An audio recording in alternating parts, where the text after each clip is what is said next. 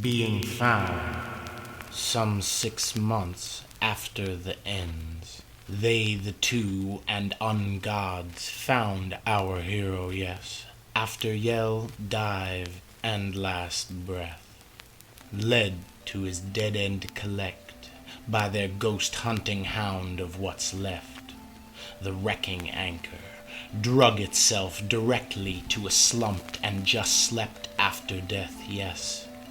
A hymn just spit out by the bright light blocking 100 doors of luck.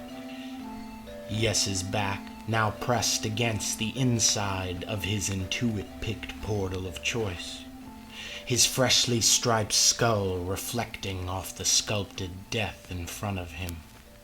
Quite literally. His bashed-in bust and sealed-off skull from living left set there in front of him, like empty armor mounted on a 3/4 length Corinthian column. Yet still a wizard with mistake. Yes, mistook what was a monument to life as one last omen over death. And so, yes sat, a soft right angle of good man, half gone against the door of his last choice in life's back, sifting through the whites of what one still can look forward to after the swift evacuation of one's sturdy skeleton and one's trusty flesh. And there he sat, quite light-like, in the cradle of the cancel-eyed stare, separating himself from his effects and the other way around, enjoying what may have been his only truly timeless moments, slowed beneath the greater tick, until the WreckingAnchor slowly smelled his person missing from some 1,000,000 miles away.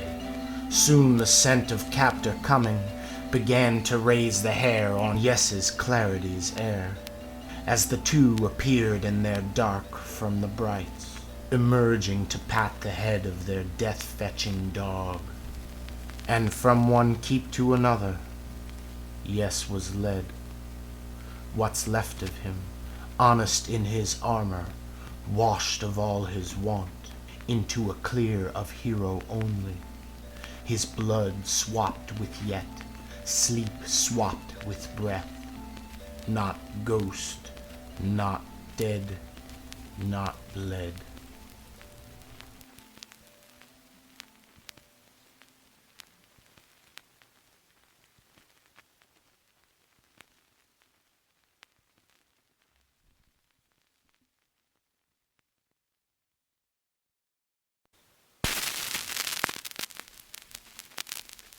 The OughtAlmanac. The two, some gods of the none, and TerribleGreatNothingMuch's 2 eldest sons, both culminate creations of man, as fed through its most miraculous absence. They, the two, do not have followers. They are not leaders. They simply have those who serve them. Blank faith did it, in the expansion and indulgence of what's take. Those who offer off their arms entirely unto what's for nothing. Their configure is very simple, really. Their blood blank, their hides pure black and viscera bent over bone, and then clothes, their dress, the strong language on their tongue touching the world. The doctor and deacon are cast in the likeness of what's just before death, as its 2 strongest tines in the side of man. The good ReverendPitman, the never-ended head of all space between heavens, cold keeper of the stiff fruit in what's human, and the lockpick of all health himself, dear Dr.MoonOrGun, sharp edge of the steady sun, he who tells you your death day and it's done, the sheer and feared one, doctor of none. Little else is truly known about them, or their origins. However, It is quietly kept that the un-gods despise the sun for obvious reasons, that they dwell and cut the smoke before spell in the keep, and at the same time sow their seeds to sour the soils around the globe. It is also rumored the two spend most of their time wagering barrels of froze lake and carafes of angst across games of chance and the off arts of dark lucks. And they play these games of chance to better no choice, since they are creatures cut purely of compulsion and indifference. Choice is perhaps the only thing of man's which they feel they lack. Meanwhile, they use their skeptics, mailmen, sons, and nil hounds to traverse the world for vacuous business ventures and semi-scientific opportunities, procuring the missing pieces of their many will-kill collections and locating the primal 100-human-somethings hatched of the terrible, great, nothing much.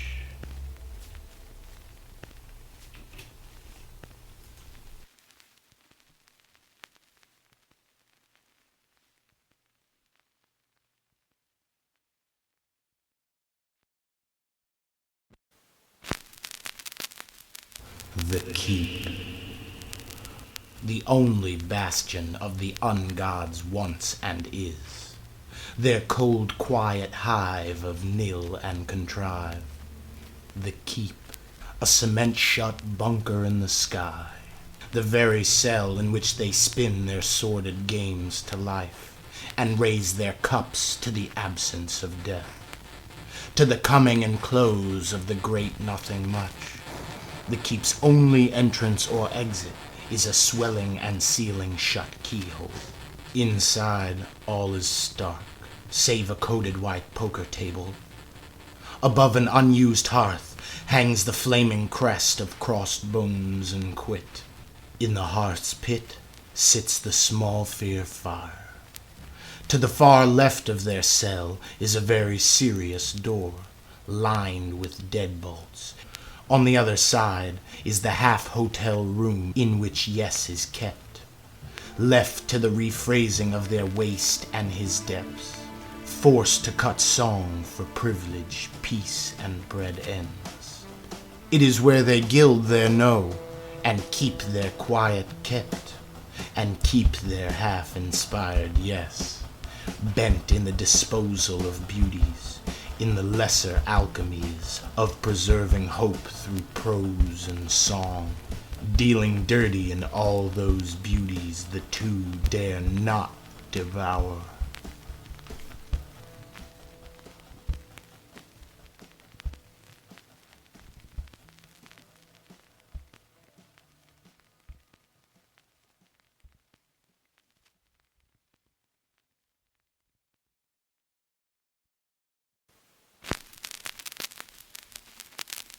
SmallFearfire. The crest of all quit is hung heavy as hell on the west wall of the un-god's cement-shut bunker in the sky, or the Keep as they so coldly call it. Above their hearth of hollowed art and its ever-hissing unsure fire's place hangs the crest of crossed bones and quit, sculpted by the good Reverend Pitman himself from the softest alabaster only, into the very form that hung before him once in dream. The crest of crossed bones and quit is cast in the likeness of the plenty hand-kraken. On either side a past-cast skull and perfect face. Below its omen awesome, in the ash and ember intestines of their fireplace, twists a single hallowed coal of pure black hole, which keeps the SmallFearfire always twitching busily above it.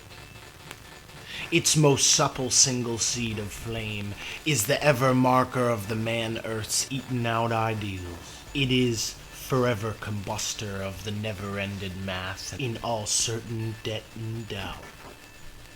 It is, in fact, the very same coal-sized black hole that released the off-heat all-quit was cut from so many a strike back and industrial revolution ago. It is said the SmallFearfire was found by the raw Reverend himself, still kicking on the limp wick of a wound-down candle in a commanding crack high up on the face of the Wailing Wall in you-know-where. Hidden till then, it can only be a souvenir from when the Great Nothing-Much first found itself Jerusalem, leaving behind one of its earliest and most infectious primal 100-human-somethings.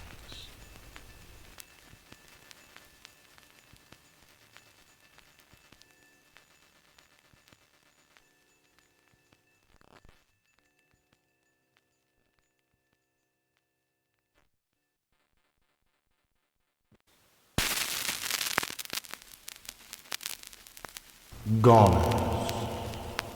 Goners, the no-name given to mankind proper by dear Dr.MoonOrGun's ever-souring skeptics.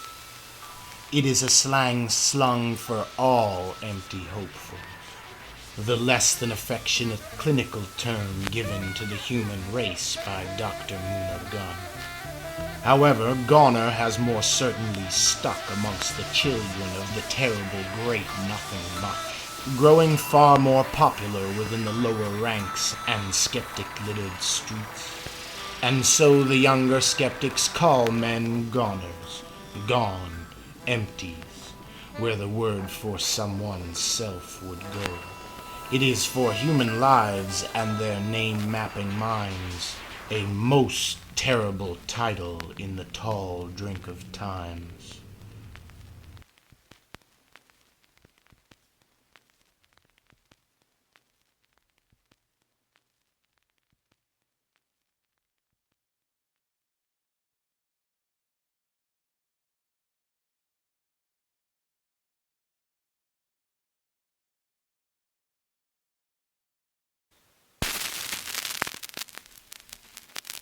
Obsession. To these un-gods of none and all their unsons, the obsession and full force of fetish is an ending man's king. To the un-gods, it is the most human plume above what's life's work. It is the difference of you living out a self and a self being lived in. It is then the nothing much in men. An only ugly toe for the boulder of human who. A miniature and inner man version of greater earth gravity. One that bolts the personality to what's power over choice, as choosing chisels character from the dark. And somehow this is yet another weirding wind wound outward from the goner's island mind and great ape heart. And it is the first wide side effect of the knot thrust back onto men. A gift from absence unto us, as it settled crooked in the center of our personal gravity.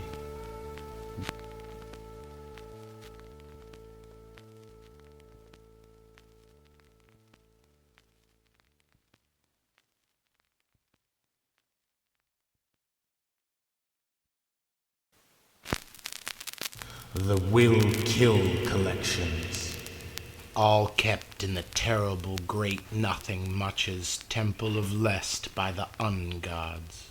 It is their ultimate gather and Knox-like fort of fear, absence, and apathy.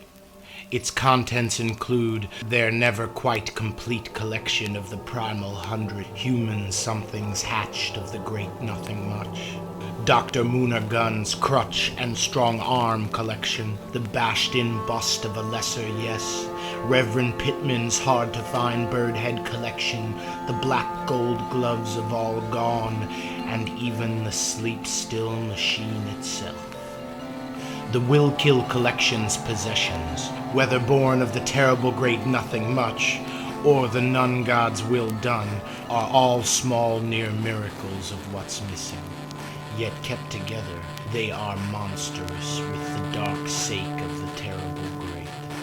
Even the wind makes room in its chest for their billowing pillar of absence. Literally. The storm they summon just above the Temple of Lest gathers awful like there's no tomorrow, its clouds coiling in dystrophy, swallowing the earth below it away from the soft soak of sun constantly. This tall, dark dollop of hurricane is seen by many a skeptic as the off eye of the storm sure to someday spawn the 10-mile mouth of the terrible great nothing much itself, as it devours outward all beyond its pitch-black pith and sky-stealing what-if.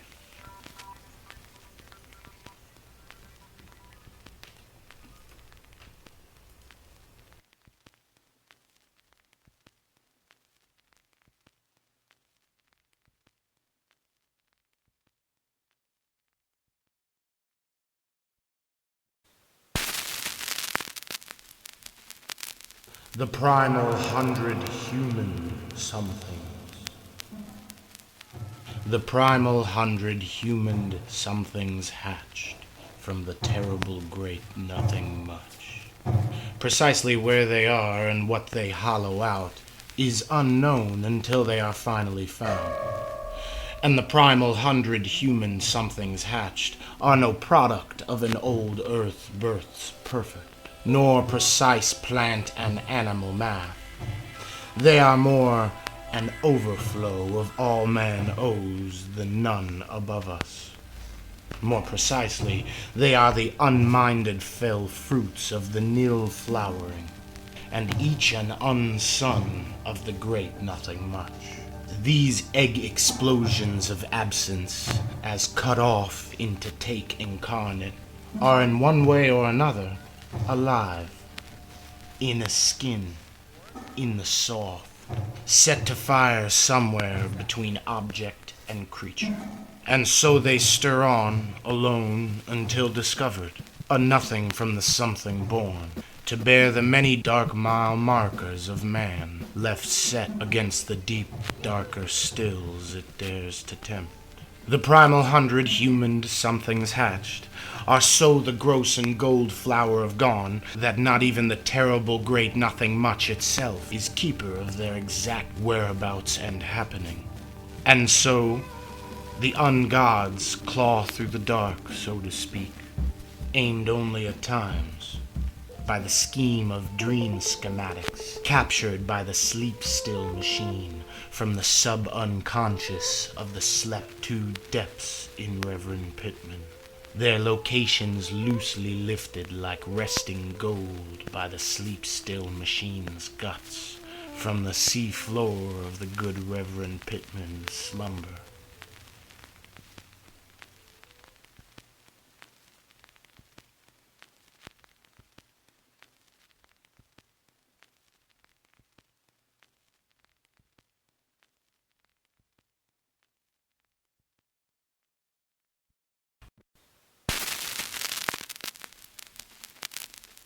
TornadoLures.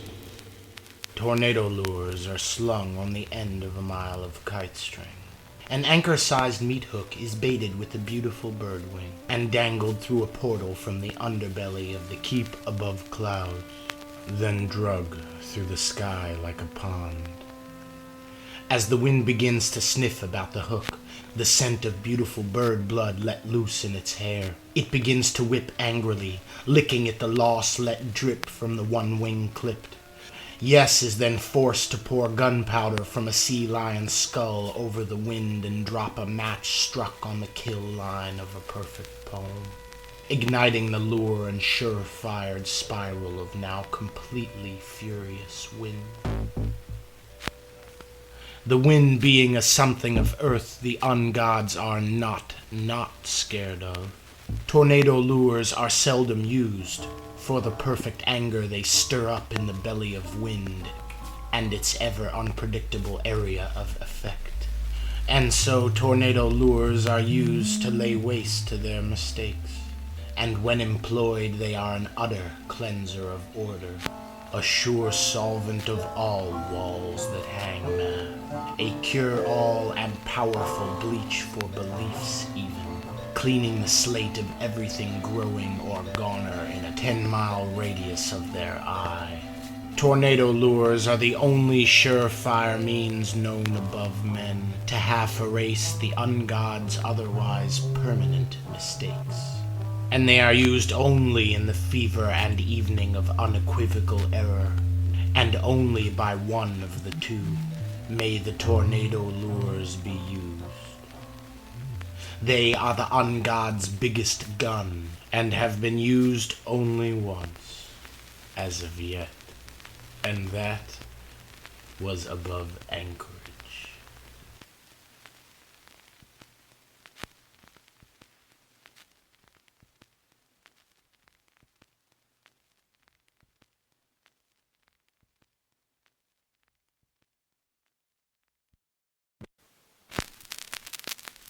Trouble in Anchorage.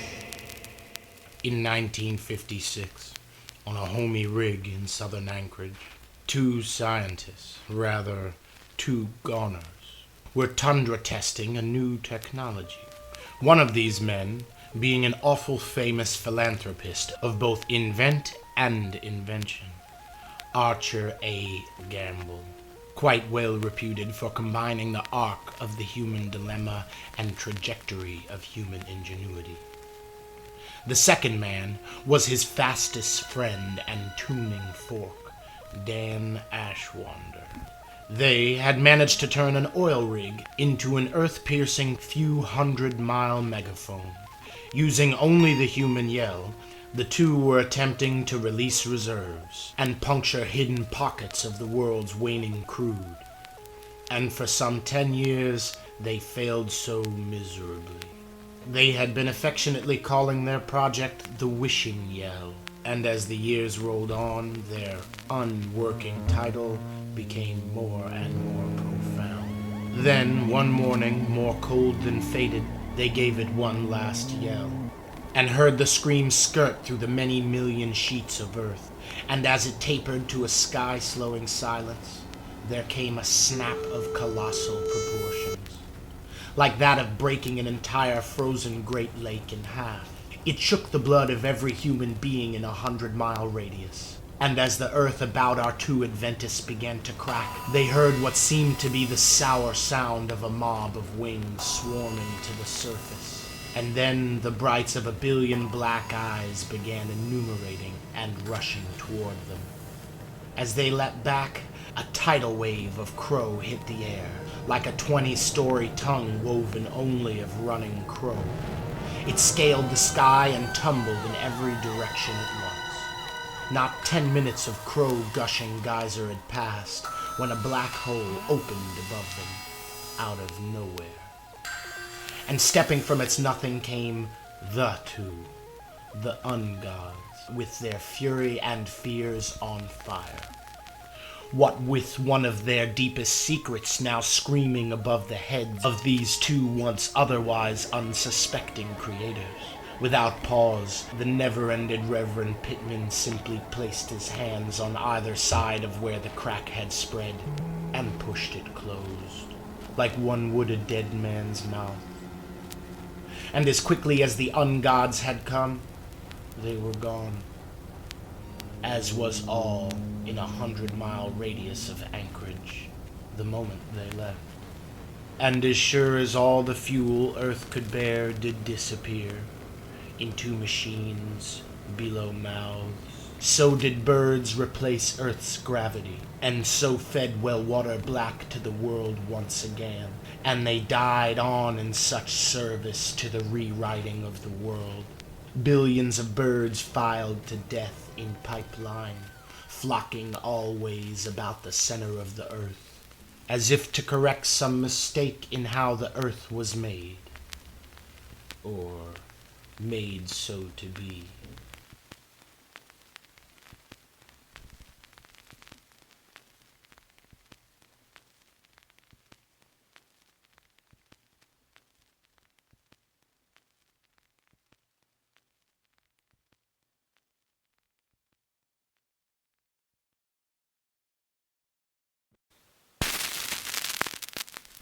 The fork-birds begin.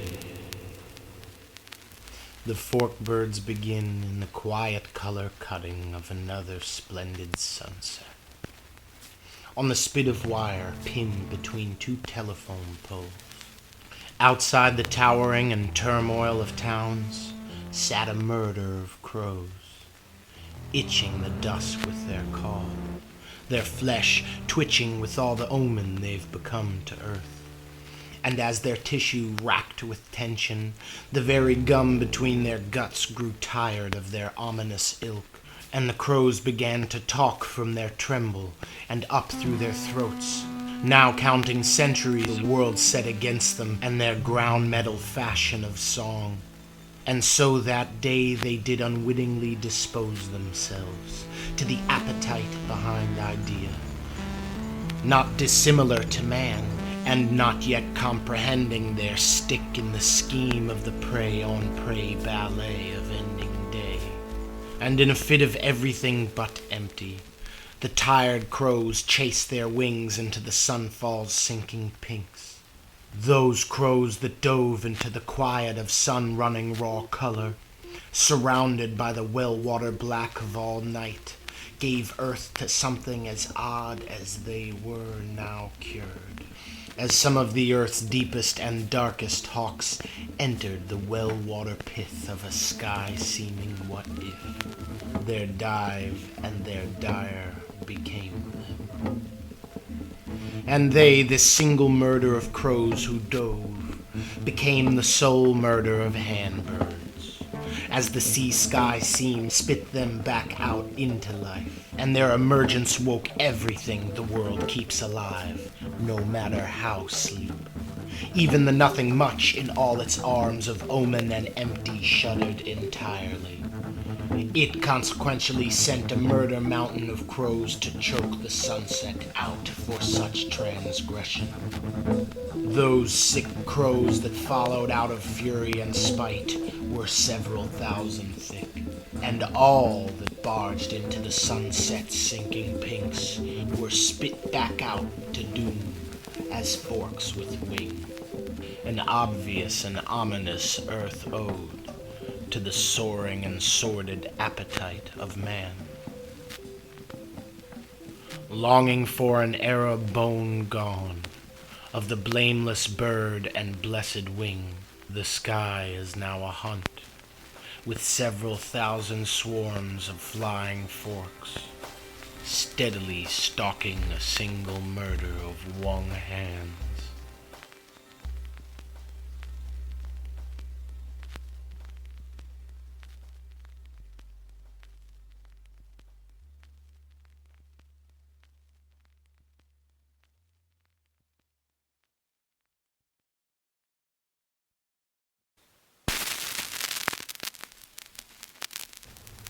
The longing, the everlasting life that leaks from the terrible great nothing much out over its most ominous ilk. And to them it is the richest gift given of its most dubious milk. It is the one gold which the terrible great nothing much holds over men, its empty hopefuls, each tied so tightly to time.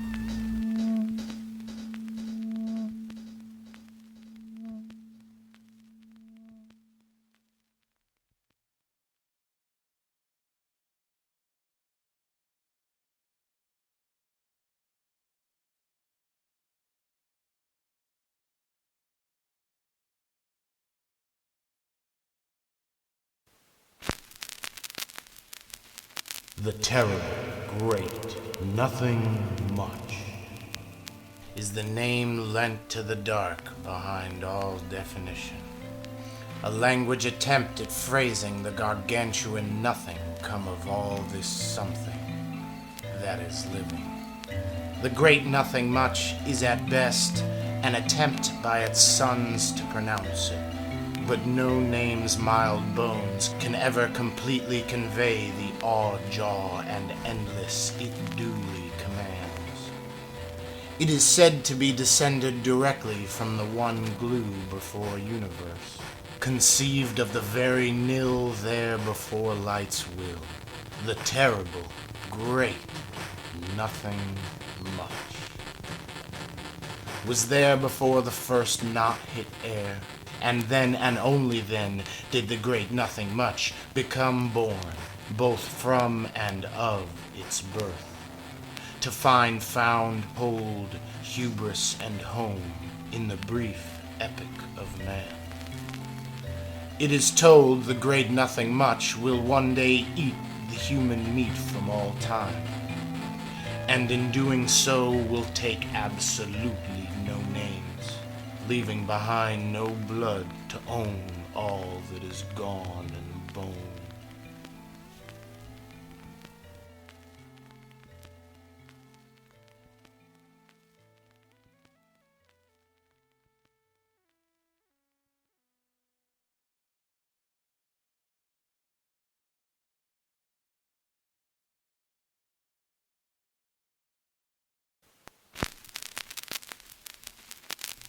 The Reverend Pitman, an ungod proper, creature of the longing, and firstborn of the two, alpha offspring of the absence, known also as NeverendPitman, Maker Quitman, Kill King Time, Tell Himself, and the Take, sole possessor of the world's finest hard-to-find bird head collection, father to the Headache-Twins and deacon of all none, dead or half done.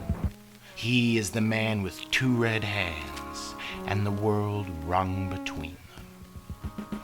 They say there are two things in this life, the ones the good Reverend makes happen and the ones he lets happen. They say even the birds are running from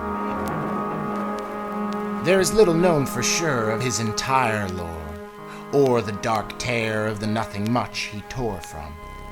But it is said he divines much of his method and threat from the frames of his dreams, as extracted by the sleep-still machine, a careful camera that captures the very sight of the far side of sleep. It is also said the Reverend once offered a forest of trees the gift of being minded, to pick any thinking thing of their choice, anything, from scorpion to ram or even man, and the trees turned him down. So he felled them all to stumps, and dark destined their seed to forever be the trees tortured into paper, into the very twisted paper bills are made of. He even once dealt death himself down to the ankle bone, using only the cold expanse of all chance and his two bare hands. Much like he once awaited the coming to death of yes, he now awaits only his herald, Nilhound, consumption, and the subsequent all-eating onset of the ruining order. And until then, the Reverend Pitman will not rest, his laughter the factory of all omen, and his voice like a forever of steps, winding its words and will to a nothing to trust, as he wrings his reddened hands at the reins of a hero-skinned chariot, and its 100-headed stallions of take to take.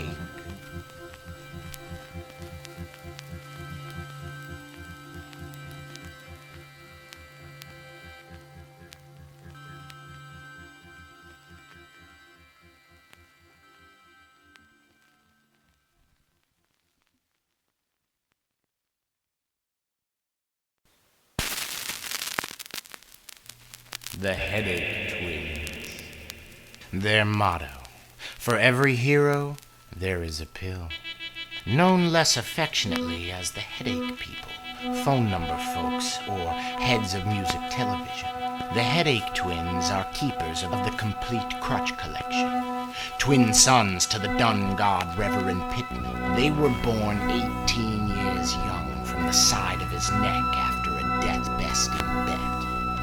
At the savage age of 21, the twins were placed in charge of the family businesses, appointed joint heads of music television and Great Foods Industry Inc. Born with unprecedented levels of control in their blood, the two remain speechless and not to be fucked with. There is little their industry does not ink with its prints. Amongst their sponsorings are the PerfectManTransplant, the only and annual serious guts competition, the funding of both skeptic and mailmen armadas, and the conscription of the Blood Change Machine Gang. Thousands upon thousands of peace and alone time deprived poets, all pressed to write jingles in a bunker built buried beneath Death Valley. The Headache Twins alone possess the process of juicing what's arm. It is this most potent arm extract that gives their infection its quick. Their secret for squeezing life of the arm rests somewhere in the dust-crushing guts of the hand-eating machine. Their most prized possession, it goes from factory to factory, baiting human hands by playing broke. It is the mechanification of a difficult and ancient lesson in loss via invention. An errorless and violent modern abstract of the blood sugar crocus itself.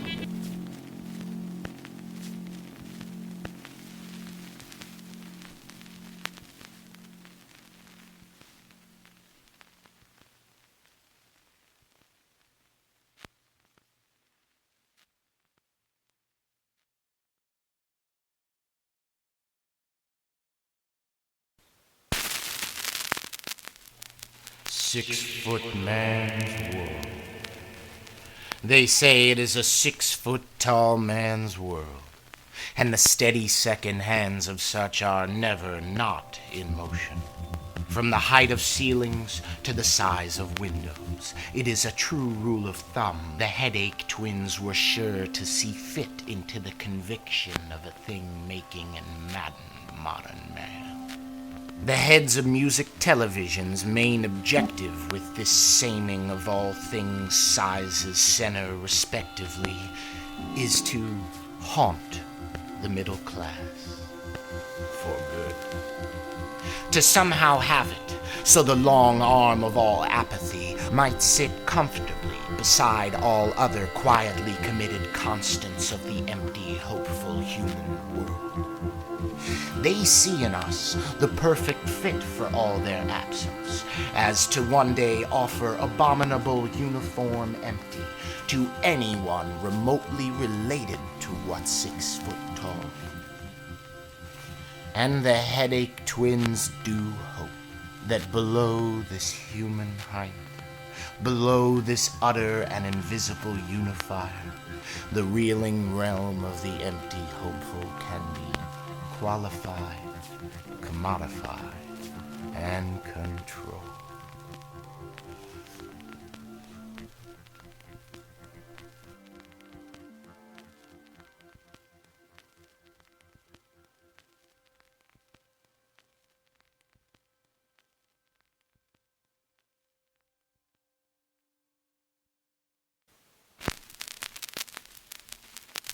PerfectManTransplant. Shortly after his ascension, and before being pent up in the Keep, yes, his back still to his lock-picked portal of choice, deeply dizzied by the striping of his skull, he sat slumped, as two stiffs dressed identically approached him and whispered in British. The fate of your life may very well be determined solely by how good you look in white. There is a perfect hostage shortage in this universe, and not one of emaciated men in tattered loincloth, but one of the incurables. Yes was blindfolded and led by the Headache Twins past his former self's statue and off into the light before him. Off to a room deep in the cacophonous Ape and the Absence of Fate Institute. When they finally blind unfold, yes, he is surrounded by squares, each holding a different article of bright white new clothing for him, as they then sheepishly mass-dressed, yes. Then it was off to a room that appeared as if out of nowhere. The door was rather old-fashioned, plain, predictable, yet it opened automatically.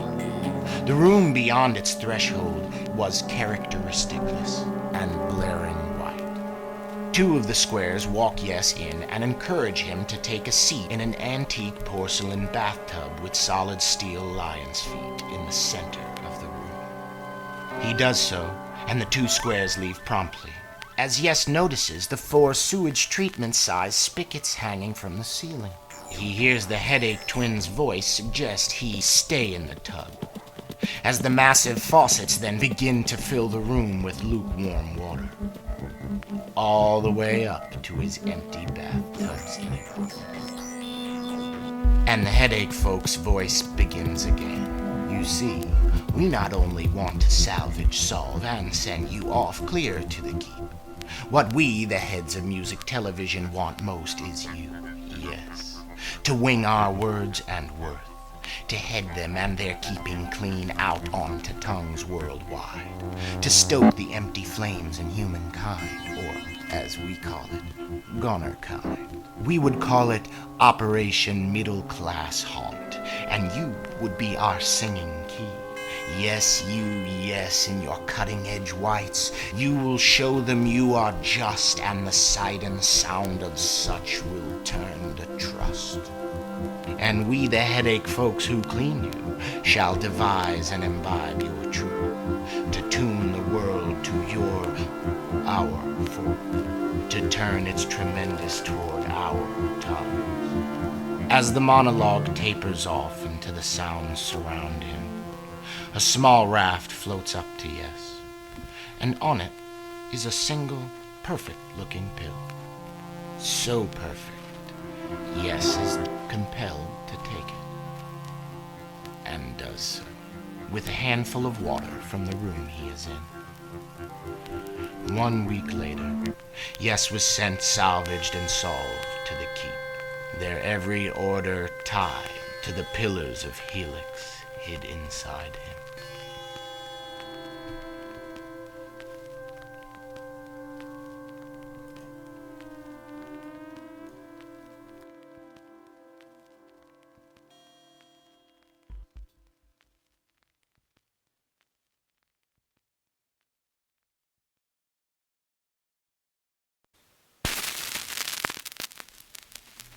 SutofLives. Your things and their relationship to one another in your absence. One's remains, loosely tracing the torso of your days in once warm skin and on mine, all brought together across the collection of your defining moments and habits calcified. Your mile markers of age across days, each still a significant other in come time. Oftentimes, the SutofLives can be more unique than the ghost it will one day keep. The soot is studied and read like meters by the million mailmen of DebtsOfficerPromise, as to keep correct tabs on the caption of you, deducing the legs on your pulse from the sad and sure math of your material collection.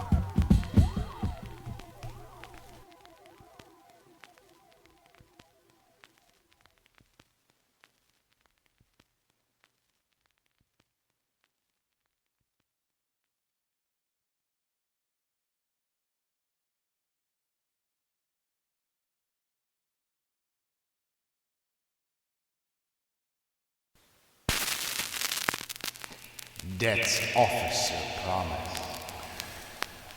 Deep in the liver of colonial America, when barbed wire was first invented, it set off a little something called the Fence Wars. An ownership-based rash of dirt separatism and violent invisible lies. A line between property rights and a yearn to kill whomever may come close. And as the simple reinvention of the fence, a physical manifestation of the property concept, became fanged atop the already war-exploded wild United States of what's America. The fence wars roared on, across the high plains of all property, in all the pavementless nowheres and especially Texas. Then one day, a kilometer-wide crack laughed itself a mouth across the south, spreading its gorge of grin from the tip of Texas to the loose sand and scorpions that would one day be LA. Suddenly, all the guns in America jammed at once, as the sun began to stutter, and from this curious crevasse came a 10-story tidal wave of squealing forks, and riding its crest was the severe and sure shepherd of all laws bent across man over matter, and down leapt his lordship, DebtsOfficerPromise, from his swarm steed of hundreds of forks rushing. DebtsOfficerPromise is of the longing, sole seer and keeper of all truths that will hold sway over the mingling of man's knowing and the basic diminishing returns of nature. His tender is the kilometer-long list of things most certain to be so, that speak entirely to the human plight as pounded into numbers, smithing the soft spear of the human condition in zeros and ones across the now ever so complicated endeavor called human death. And so proud OfficerPromise was bent-born a lawman, with the poise of an intellectual, hunch of a clerk, and disposition of a saint. He is clarity in clothing, always with cancel eye and ever correct. His kilometer-long list of things most certain to be so is both his afterlife's work and keeper. And one can only wonder when his come from the nothing much and keeping such clarity will overlap. After all, such an un-god and cured creature should have nothing to confuse. Yet he remains humble and hidden. Could it be that he feels the pull of something so future and fact that, after all, he who knows all that's owed would be considerably more fearless? Unless, of course, he feels the heat of something coming to adjust his eminence accordingly. A certain something, whose purpose is, safe to say, more perfect than his.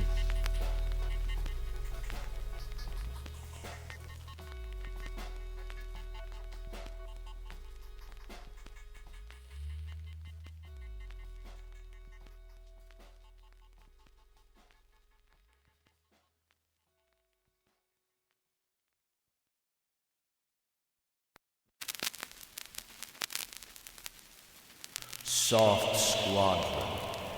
His army is his mailmen, and his mailmen are his quiet collectors of all things consequence.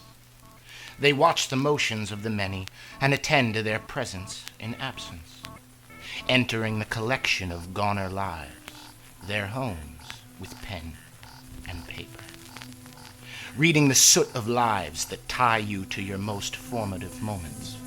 And there, in your collection and absence, they reread your present to put your future in pliable terms. They call this dark art deciphering the soot of lives. And their findings become the many perfect bullets lining the 1 kilometer-long list of things most certain to be so. However, these predictions are not the thin yarn of fate exactly. They do not devise your end. They simply act as usher to it, giving theme recurring to the oil licking off your presence, what you leave behind already toward your absence, what you will leave to all, for good or ghost. And so these every-man-minded mailmen go on stealing poems from homes equipped with huge bills that they write all down the back of, armed only with key comb letter openers, carved from wishbone, with which they pick the simple levers of our locks as simply as a movie crook picks anything with next to nothing.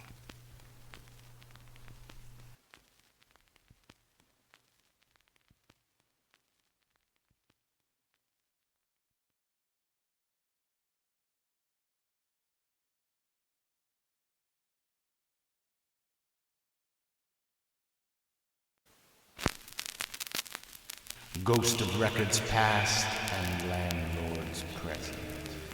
Reborn with a black plastic fork in his heart. The only creature of the un-God community who is risen from the ranks of man, and then given longing eternal. A wide open number line of lifetime and lease on all things officer and promised. Great nothing much destined down to the slightest dream-still detail. His acquisition and appointment are kept secret by the two. His bright dollar-sign eyes and harlequin fair face never shown. It is only known. He will one day no doubt be successor to Officer Promise, privy to his sight beyond light and long list of things most certain to be so. To be unhumble heir, young coat taker and tender of the human hide before die. DebtsOfficerPromise knows that his permanent position between the man-mind's predilection to invent and be violent is precise and precious, and that his successor need be even more the vacuum set between such different ends of human brilliance. And it is decided such constant crusading of polarity can only be mastered by a human mind itself, set to still in the clear skin of gone and no ghost. The Ghost of Records Past and Landlords Present is being kept under lock and key until the coming of the Great Nothing, a secret weapon waiting for the ever rampart of the ruining order. He is predeceased. He is survived by his plight. He is always next in line to be sick kill picker of come time.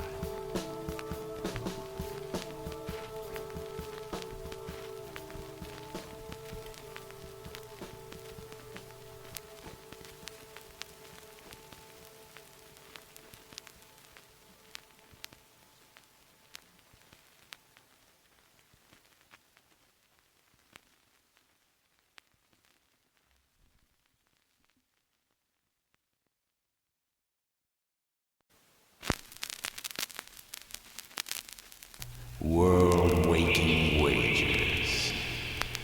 It was a day not unlike any other. The sun called up to its stick, and the moon off doing nothing opposite it. Yet in the keep there was a something stirring of most permanent proportions.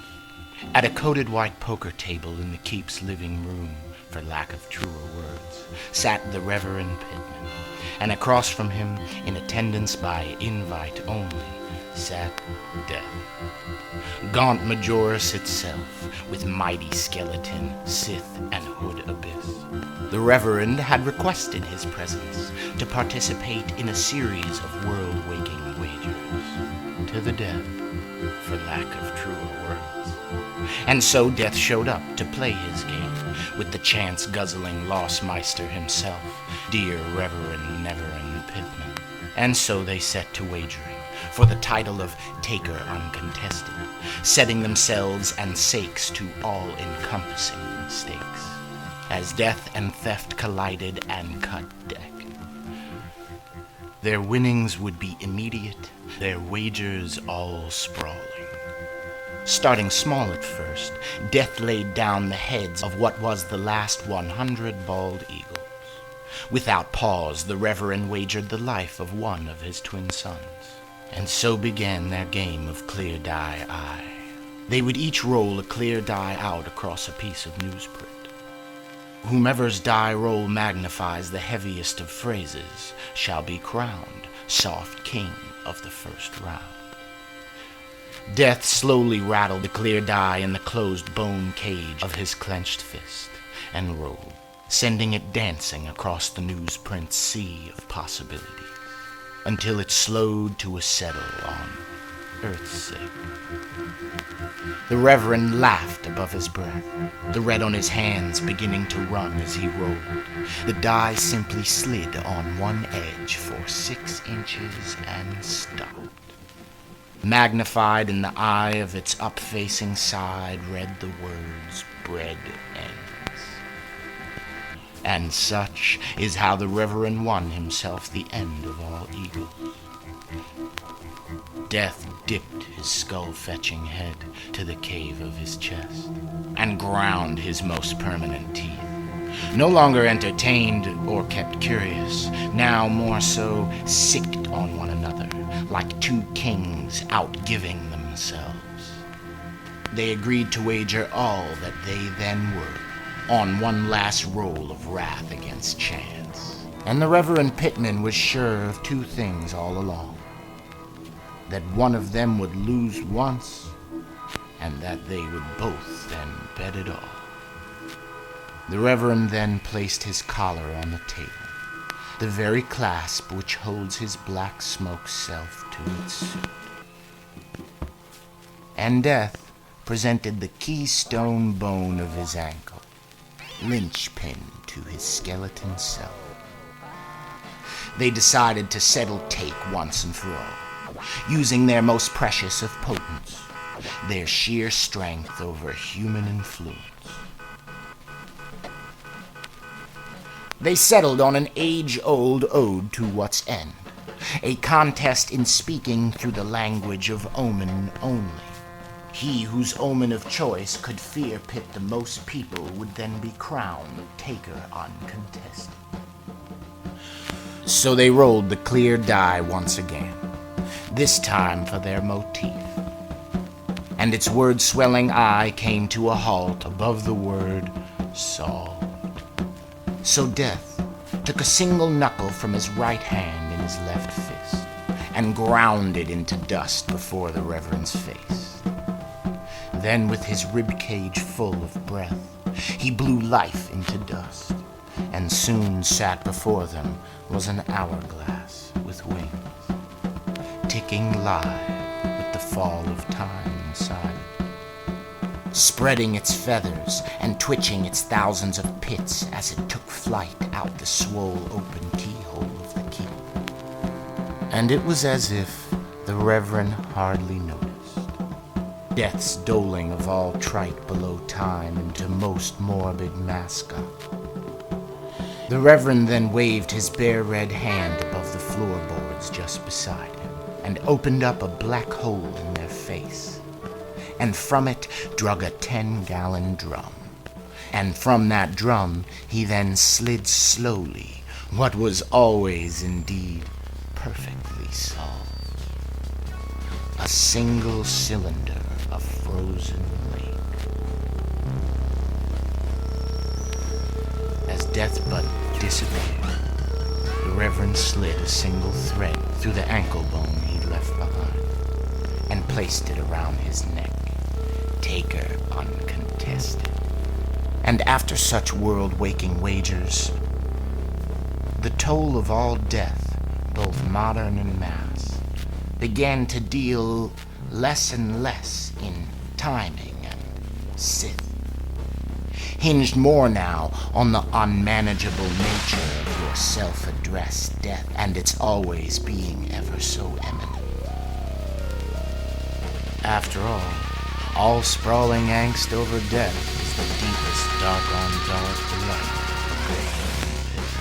And as the Reverend sat before the absence of death, his victorious solved cylinder melting there beside him, at the necklace's edge, a mouth began to slit itself in the side of his throat, and out from it leapt his twin, born perfect and painless.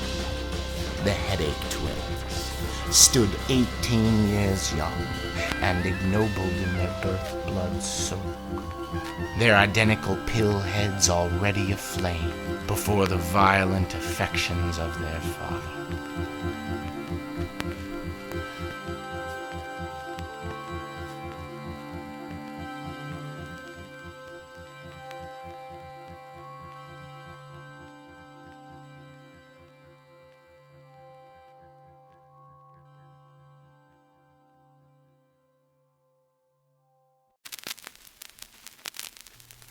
For hero, for fool is the name of the game. A simply difficult game of chance and choice, which came to the Reverend Pitman in his deepest of sleeps. Captured by the sleep-still machine, the game came to him in single frames, separated sometimes by several nights at a time, collecting slowly between perfect fighting dreams and across the underdays of 3 decades of dastardly deed. Once assembled in the dark arts outside his skull, for hero, for fool, clearly depicted the arm and ascension of our hero, yes, across his single changing of the teeth. As yes walked from fool on ice to cold cutter of dive and back again, into their muse of cured man, their own and owned personal good goner lens. And so this unguessing game was beget, before the never end and yes had ever met, still yet to mix breath across what's duel or death. So, while the two had never set their darkest sights on his fairest of face, they knew yes well, by testing their luck in the pit of the path that did forge him. And that alone was map enough to find him.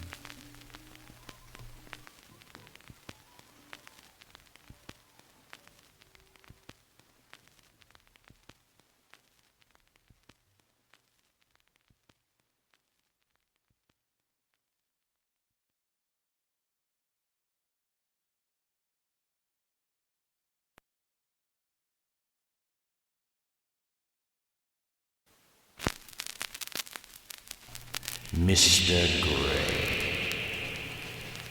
They say it is only he who speaks the truth of math and anvil, of anchor and lard, Mr. Grey, as they say. An emotional minimalist, and from thin air Adventist.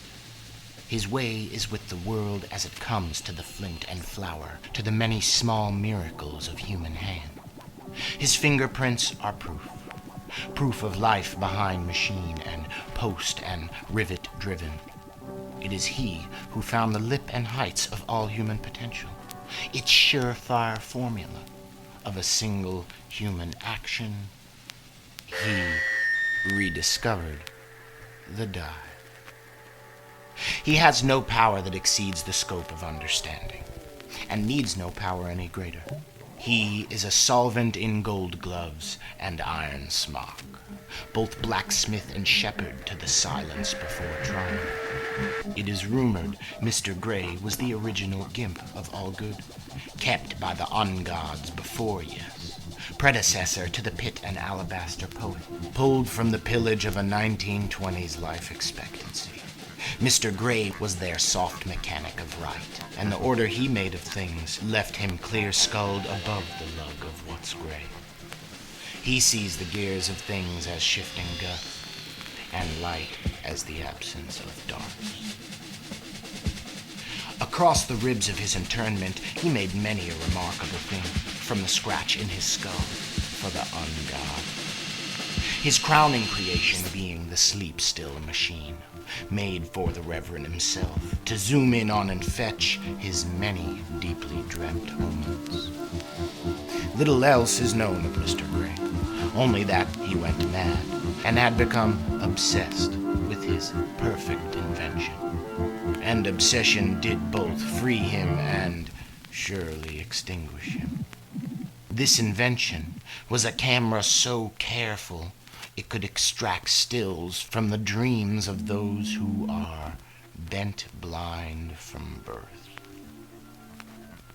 And in pursuit of the living parts needed to complete his perfect act of make, he went missing. And so the need for yes was set in motion, leading one to believe the two are little without their keep's sake.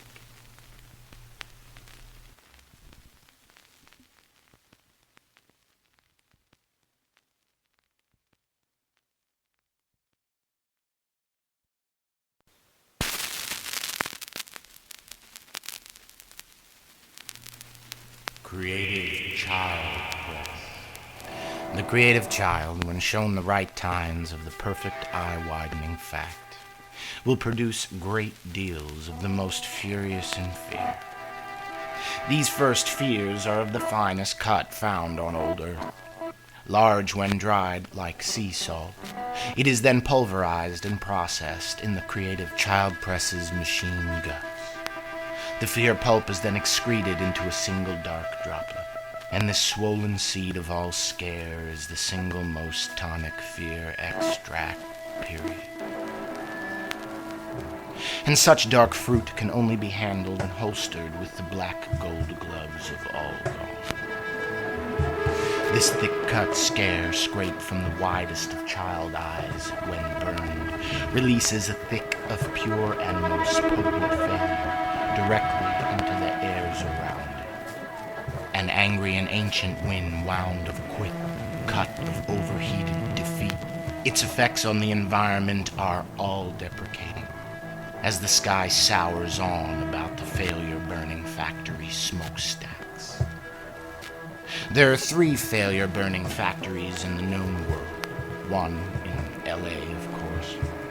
One in Weehawken, New Jersey, just a pay public binoculars gaze away from New York City. And the largest in Anchorage, Alaska, where the crow mane that keeps the earth up is first cracked.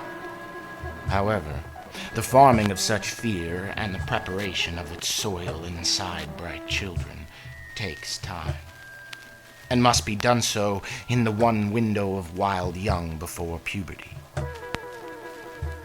Fortunately for the two and their doings, the harvest of an utterly pressed to stress child is astounding. Some 7 grain silos can be filled from the forced melting of a single child into age.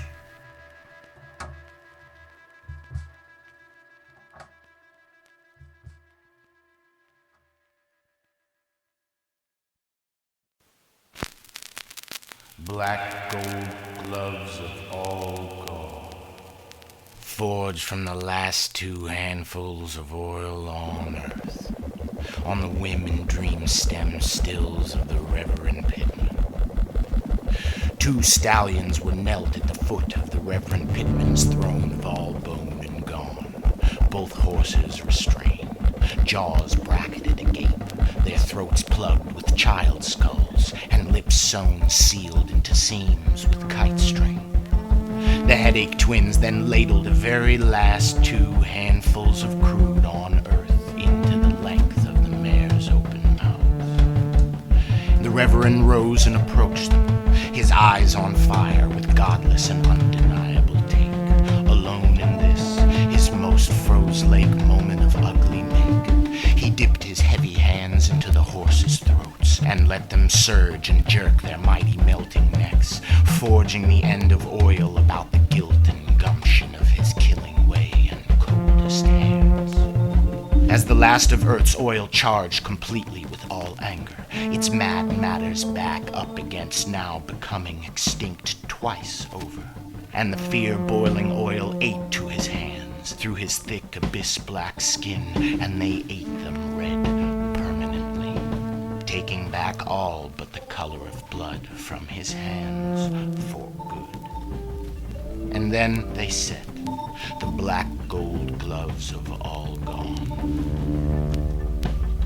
The Reverend drew his pulsing palms from the scalded, crude-filled horse throats and raised them, now this most violent of raw breads, to his face, while the 2 cure-skulled twin sons drew the all-fear-forged gloves from their steed-mold mouths and took them to the Temple of Lust, placing them amongst their many fear-forged findings and WillKillCollections.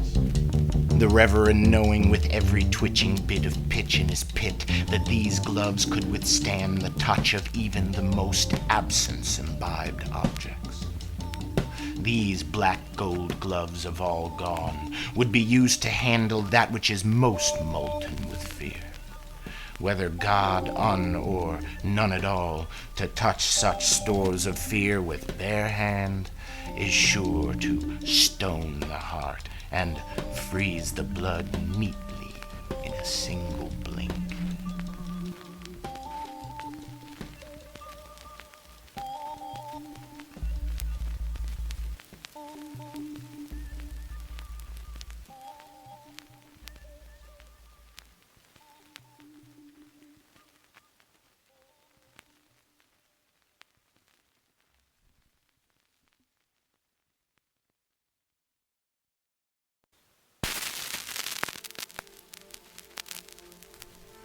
Dr.MoonOrGun, an ungod utter and cruelest creature of the longing.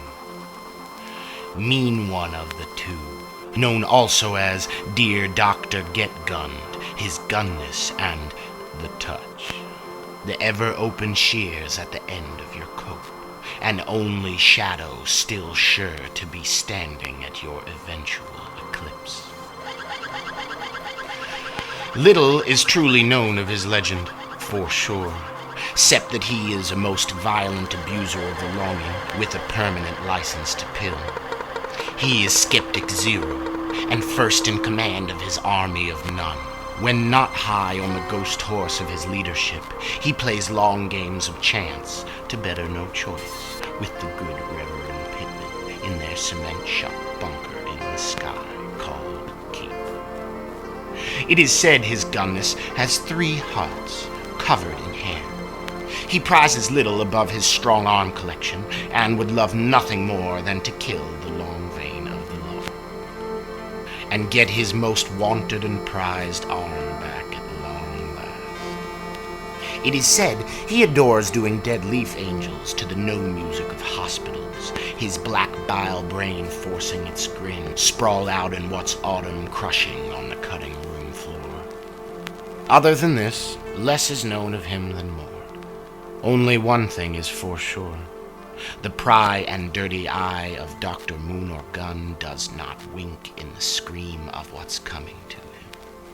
By sheer or by shot, he will come to the side of your very last bed and smash your ghost beneath his lab coat, your spark to be kept as coal in the tar and scarred depths of what the touch calls a chest.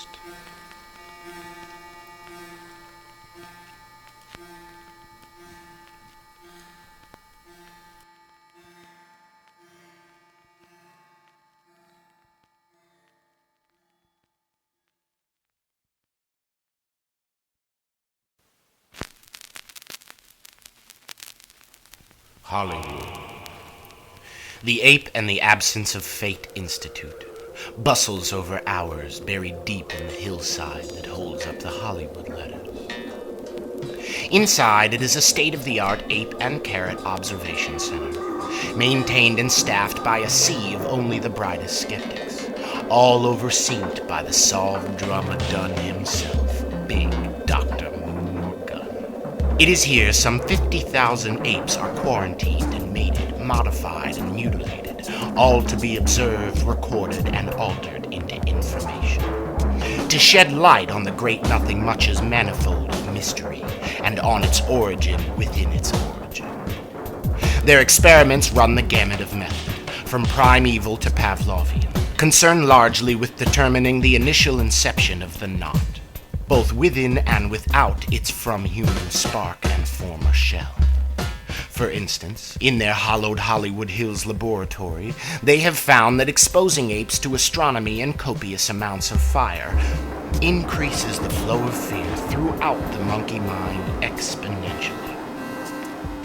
They have even cloned a blood sugar crocus and fire ant colony from their fossilized remains, found beside a sea of coal buried 1,000 decades deep in the sifted dirts of a sinkhole in Cleveland.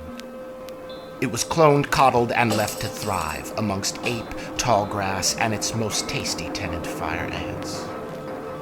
The skeptics have, however, had nothing but trouble manufacturing the natural chemistry between ape, fire ant, and the unhoney of this ancient hand-eating plant. And with all sciences, error is most often its fruit. Amongst the Ape and the Absence of Fate Institute's other awesome attractions is an Olympic-sized swimming pool, kept constantly combed and stirred full with wet cement. Its semi-sturdy water is perfect for catching the soft spear of the human condition. With every dive, they execute, examine, and preserve one man in mid-dive per calendar day. It is rumored amongst the scared and spent that they have even developed a half-working replica of the 100 bright light blocking doors of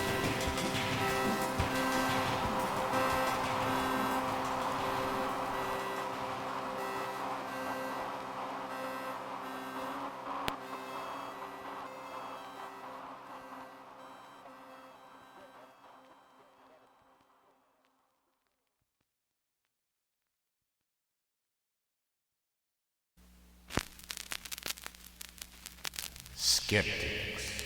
A skeptic can be grown in no time. From the torso of a torn-in-two politician. A skeptic majoris can be grafted from the upper body, and skeptic minor from the lower half. The conditions and materials required to grow skeptics successfully are not only fairly simple, they are readily available in the ever-era of ownership and indebted men.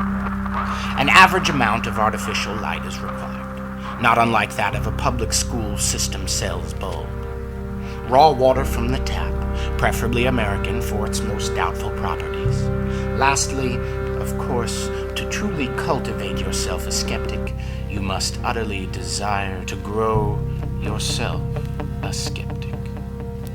Again, the cracked and half carcass of a politician is somehow perfect for skeptic making.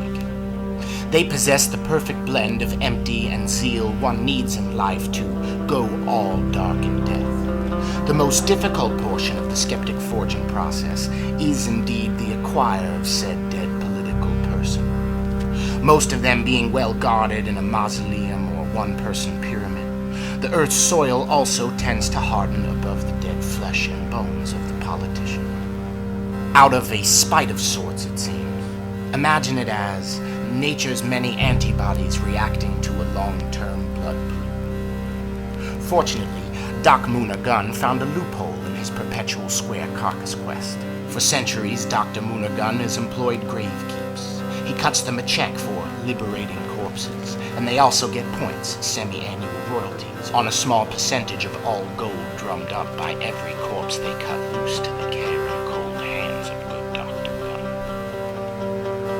Gun. Back to the fashioning of the soldier of Skept from the politician's death. Now, if an 80-year dead suit is dug and dealt to the dock, it will simply snap in two neatly with a single-story fall. With the freshly death diplomat, things can get a bit messier. It is actually necessary to tear them in two at the abdomen's end. The corpse is racked and stretched till every rib can be seen slightly through the skin. A stainless steel fork 1 meter wide is then plunged into the navel. Once inside, its tines widen and spur.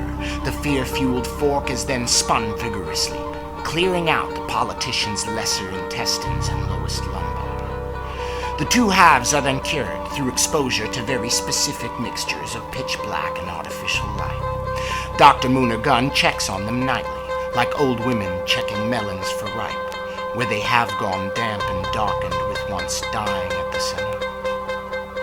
The room they are reared in reeks of nightmare, and they are fed a tear of bread and fistful of water twice daily, by a nurse smothered in glove. The bread and water are both infused with an extremely concentrated tincture of knots. Gradually, the darkened human mind begins to spark once again, to slowly flash and fill with all the needs of mortal men, and somehow none of its wants. Returning from what's absence with a vengeance are the skeptics, the sharp, dark teeth of bread, water, and last sleep interrupted.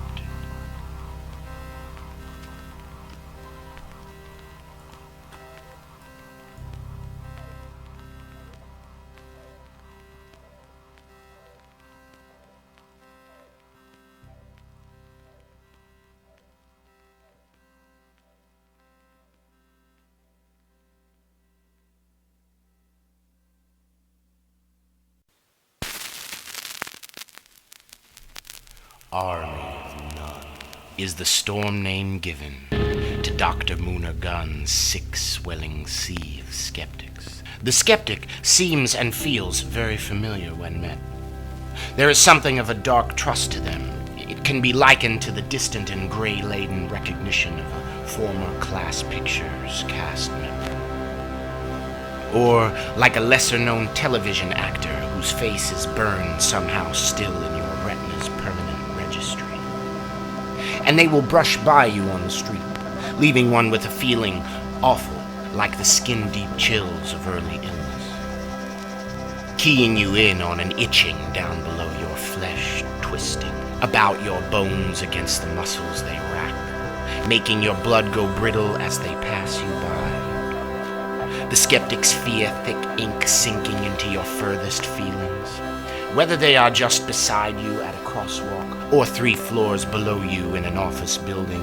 Their angst uninhibitors work miserable miracles as skeptics check in on every room around the world at once. When off duty, skeptics like to sleep inside the body of cops or caskets. They also have a very finite amount of patience, which serves sometimes as a second set of arch creativities.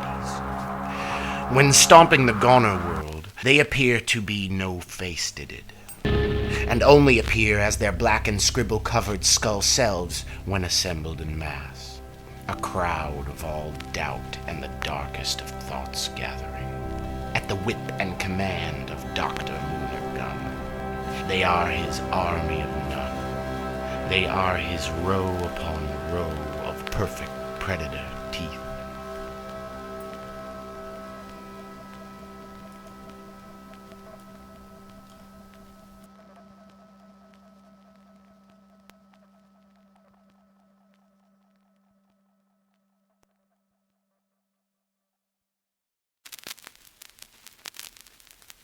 First Skeptic. The first of Dr.MoonOrGun's skeptics was none other than the long vein of the law. He was Dr. MoonOrGun's attempt to treat the world to a most fearsome version of its most legendary freedom. The long vein of the law was originally grown from George Washington's strong arm alone.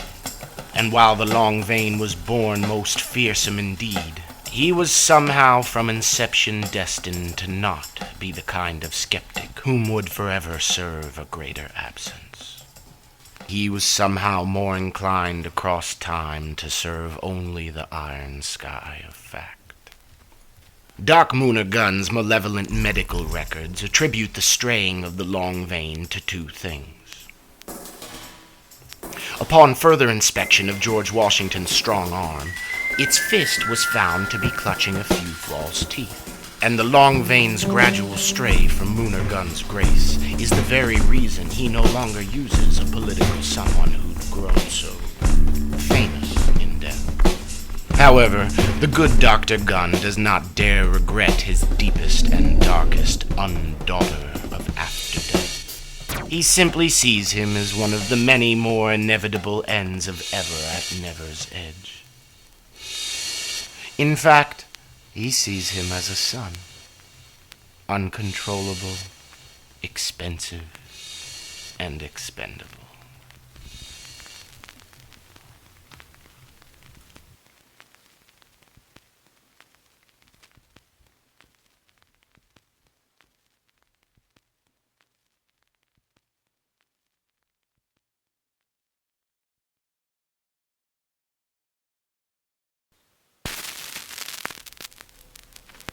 RedundanceDome.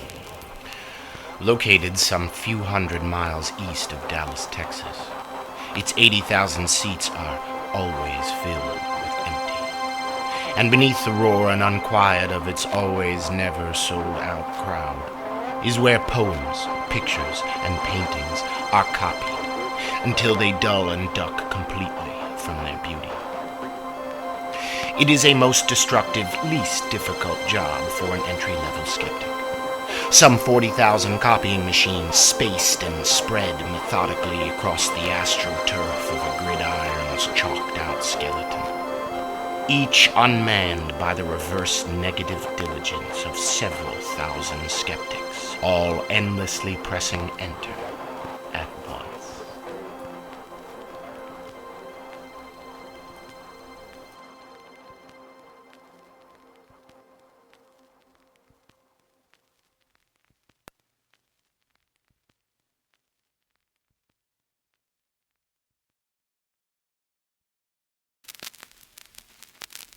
SwarmFights.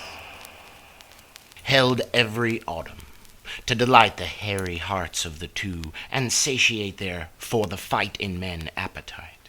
Dear Dr.MoonOrGun says it perfectly pits the beast in men against the eat in them. And so he has his skeptic sick formations of forkbirds on swarms of should-be. They fight in a great glass pill, encasing an entire acre of atmosphere. Its arena of ache is kept suspended in midair by two sets of giant jaws that jut from thunderheads at either end of the gargantuan glass pill. They are held afloat in the dead air space above the RedundanceDome. The swarm fights are brutal and only ever one kind of fruitful. And all winnings are in terms of death, tallied in the one key of none. Their results are used to best digest the human propensity to do, and, moreover, its propensity to consume. Dotting the man-made line between what's make and what's take.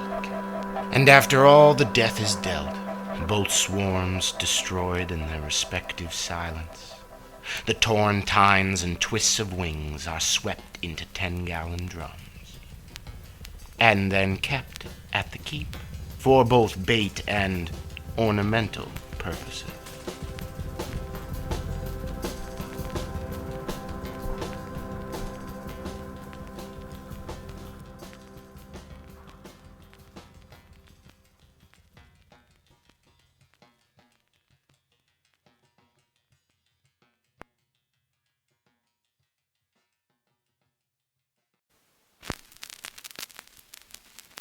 WreckingAnchor. A soft century ago, as the Industrial Revolution tapered to a static press, something happened above the wheeze of under-sun grass blades in a cliff-lip park along the Hudson. Just outside the bowels of an American Mecca, at the mouth of New Jersey, where the air was rich with urban angst and sky sore with nils. A single slat of sky had went completely black, as if compelled to darkness momentarily. It stretched the day-dull sky once over, and then sucked back into a perfect circle. And from its pith leapt the WreckingAnchor. A rolling wall of jaws and anchor hung between the amputated arms of Arnold Schwarzenegger. The WreckingAnchor is a creature of sheer force. Bent of only arm and anchor, it is hellhound to the two, and guard dog only to the good Dr. Gun. It is all the nothing much wants to happen, willed into a predator pure.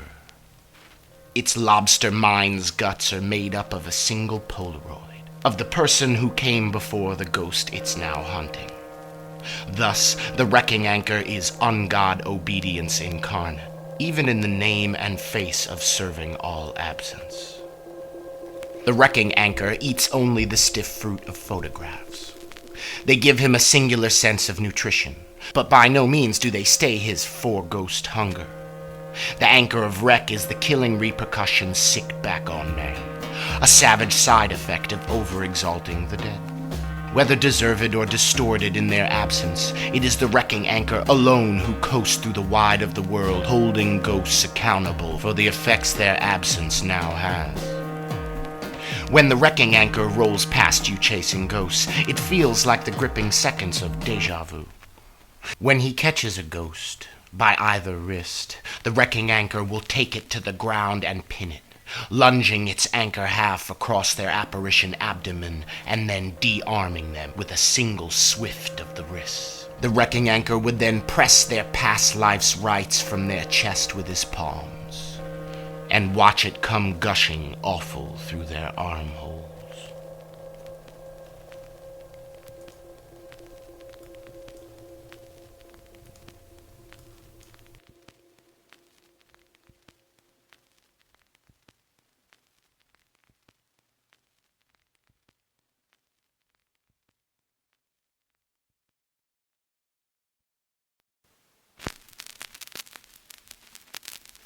highly unlikely rock, can be shaken and bellied up, like a magic 8-ball of some fortune and none % hope.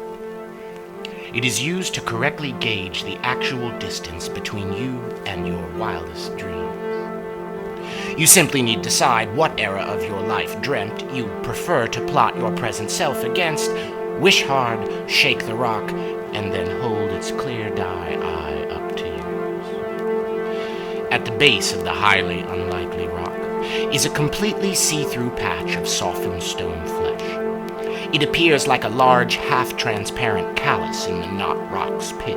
Within its pit is a liter of Hudson River water. Floating in its potence is one clear die. The very same die that rolled death down to the last ankle bone. It was first born buried in the cheek of DebtsOfficerPromise, and eventually placed in the hollowed and highly unlikely rock, as retrieved by the long vein of the law. Again unable to locate the bush of no ghosts, the long vein returned with this his consolation find on his next to last awful errand. The highly unlikely rock's mouth, when consulted by the unquiet mind, will spin fortune from you, ill, well, or otherwise. When shook, the clear die will deal you a fragment of phrase, like a soft somehow predestined for you. Its few words can be both the brutal and honest oracle, the phrase's meaning as dependent on you as you are on it. Delivering you unto this one line of truth and certain accord it sees fit to reveal from you. And its heaviest half-sentence poems do most certainly spill one's guts in a nutshell. The highly unlikely rock was held for a great while at the Temple of Lest. It was then left with yes, instead of windows or water.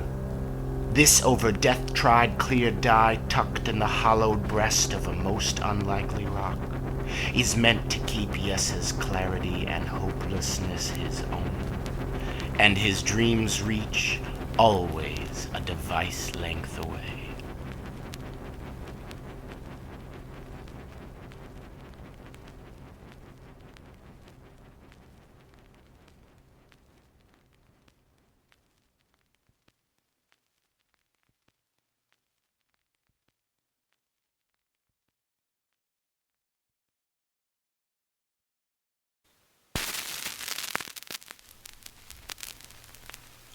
Shading. And as the days ducked into nights, outside the damn-wit thick walls of the keep, yes sat in the cold of a cycle muted by capture, thrown through the six of a lonely self, about to shave. Sinking to thinking it is only you who is unique to this world, and so yes filled with something long since drained from him, a sense of self. And by that edge, yes could then personify the world again, and all things cut of mass to shape within it. Feeling like there was now far more than the loose leaves of some unwritten book burning in his chest, yes took the razor for his face and pushed it to the quick, trying to flay the stripes of bone and anks that have come to seal his face shut, and mark his skull with all that saw. And so he dug deep beneath their roots and skinned, slowly severing stripe from scalp and face in his hand mirror, blood black and white all falling to the floor about him, as yes attempted to uncure himself. To hang a face again, all to feel more individual to the palm of his own eye. Before long, Dr.MoonOrGun heard the sound of razor's edge on dampened skull, the scrape of perfect face away from running self, and by his fear-lit ear came screaming back to the keep. Its air thick with day terror, smelling the soured scent of quest for self, Dr.MoonOrGun swang low on yes. Yes there knelt before his reflection, trembling, stripped stripes adorning him and the floor in gore. Dr. Get-Gun snatched the hand mirror from the red-wet mitts of a lesser yes and burned the words behave across its glaze, then dropped it back down into yes's Dr.MoonOrGun knew precisely what punishment he ought impose upon Yes. It is his most prized, pressing possession. As cure for his gone wild gimp of all goners, the doc of smoking gun and none sentenced Yes to a single slumber in his most will-killing creation, the hive iron mask of Decide.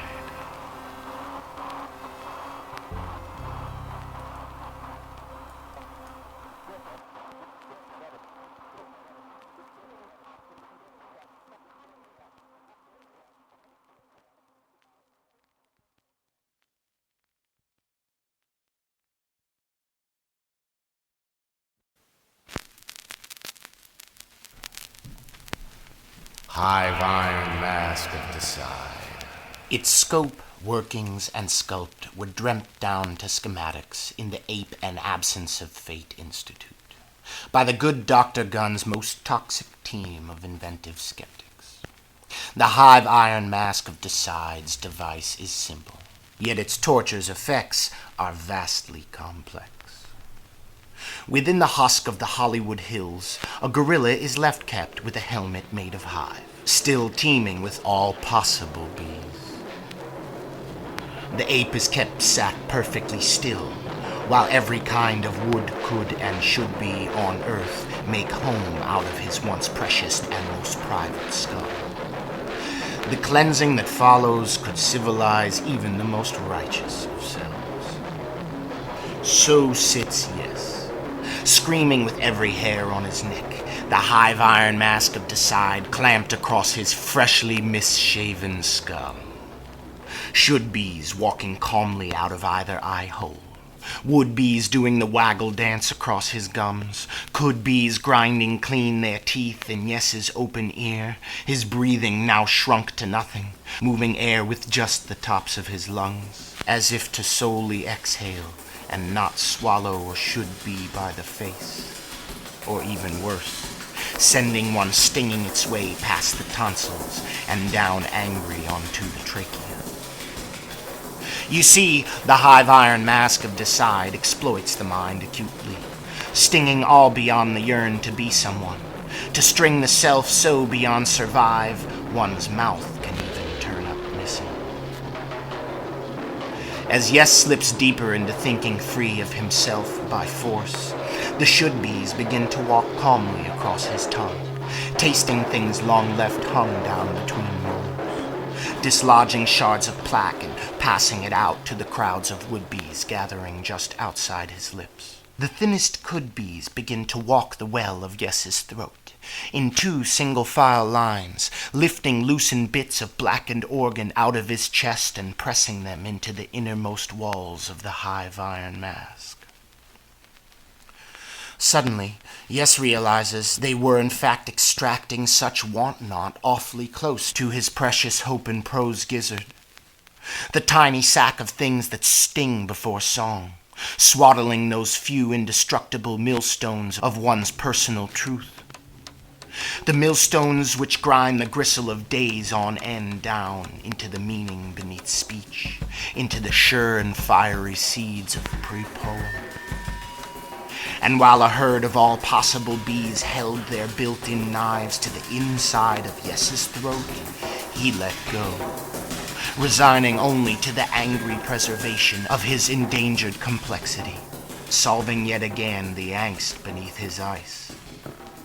Slowly, the latches clasping shut his hive iron mask released, the rust between them breathing, creaking crossed the quiet of his calming mind. And as the metal mask split at the seams, a smoke of all possible bees took off to flocking from his every orifice. And out they flew, through the keyhole-only exit of the keep. The good doctor knelt and whispered through his tangle of teeth, into the still buzzing ear of a fading Yes. To survive a swarm of bees is to be cleaned completely. And then it all went black.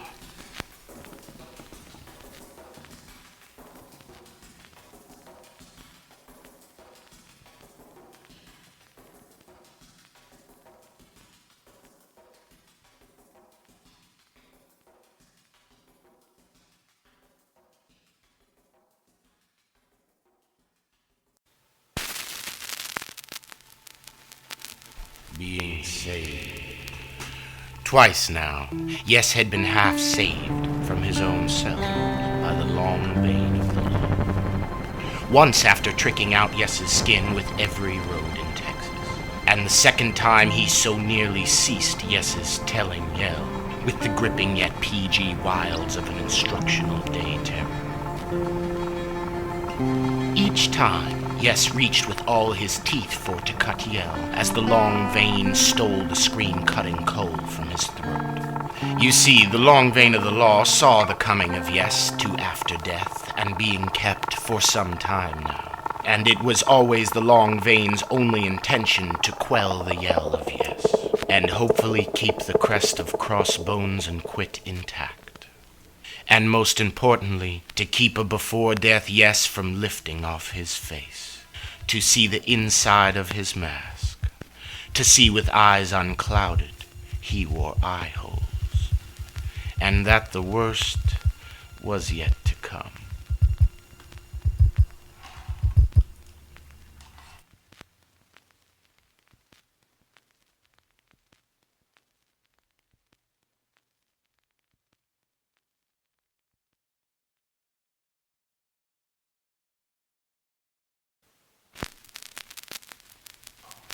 The long vein of the law. A monster proper and gross servant of fact. Tall with fear, he reserves the right to hit the lights on all things at all times. Most predatory creature of the longing and former head skeptic in Dr.MoonOrGun's ArmyofNone. In fact, he was the first skeptic. The long vein of the law has since gone AWOL, fueled only by the right light of his for fact's sake findings. Since fleeing the close care and claw of the two, the long vein often dons the death mask of George Washington, and seldom settles on a certain body. This fairest fact monster is picky that way. The long vein lives in a tar pit below the Bland Cemetery just east of Gun Barrel City, Texas. Deep below ground, he plays classical music to keep the maggots and burrowing fork birds at bay, while he festers alongside life. His home is simple, a loft burrow with 25-foot ceilings, so he might use his stilts to pace and concentrate, to call the calm that thwarts the black always about him.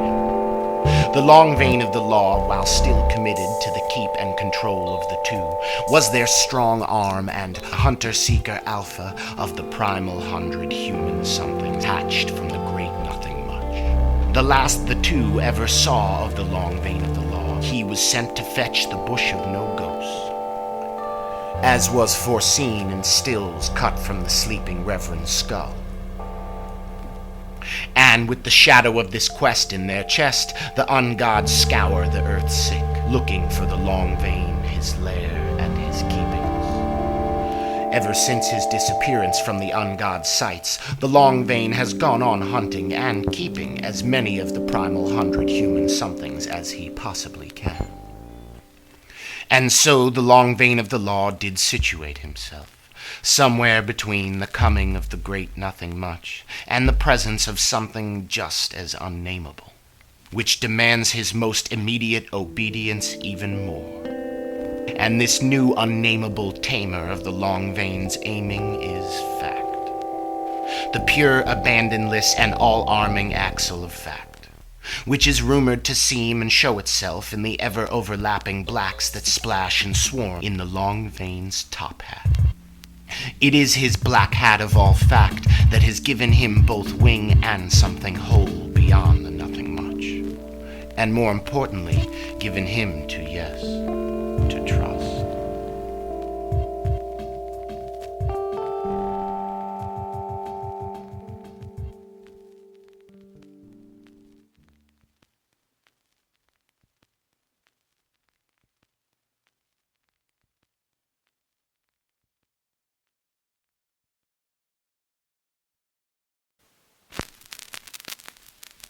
A new white.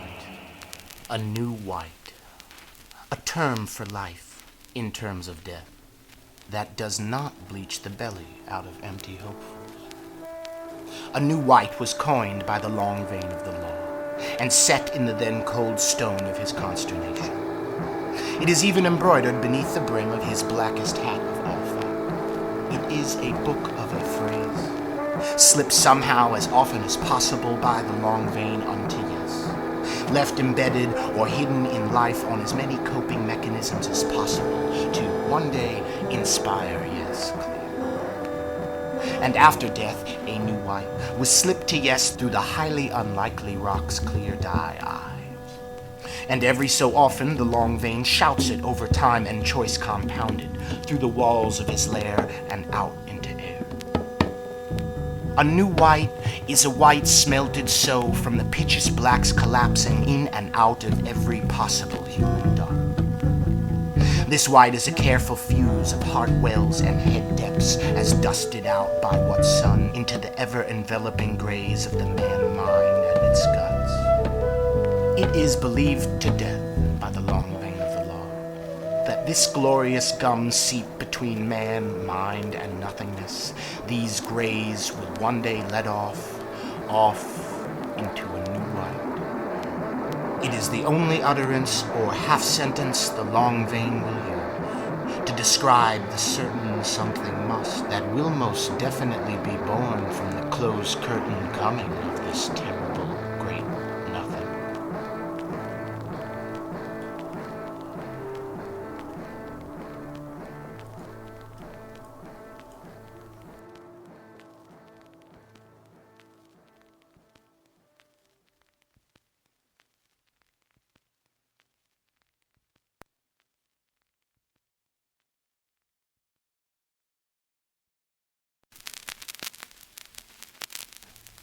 Being kept seems to be the recurring fate of our hero Yes.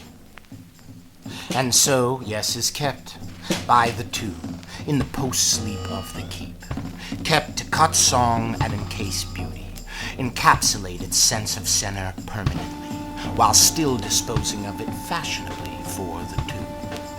Beauty being another of the human mind warmings which the OughtAlmanac have determined detrimental to the TerribleGreatNothingMuch. Since our sensitivity to its potency and sheer regard for something so fleeting perplexes them. For it is beauty which all too often keeps the human mind from the no-concern eclipse the two so anticipate.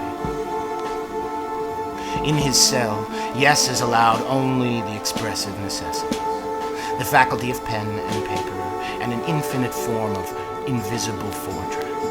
At first, they left him paperless, with only a table and empty pen, which he engraved completely with none-buckling prose in a single evening.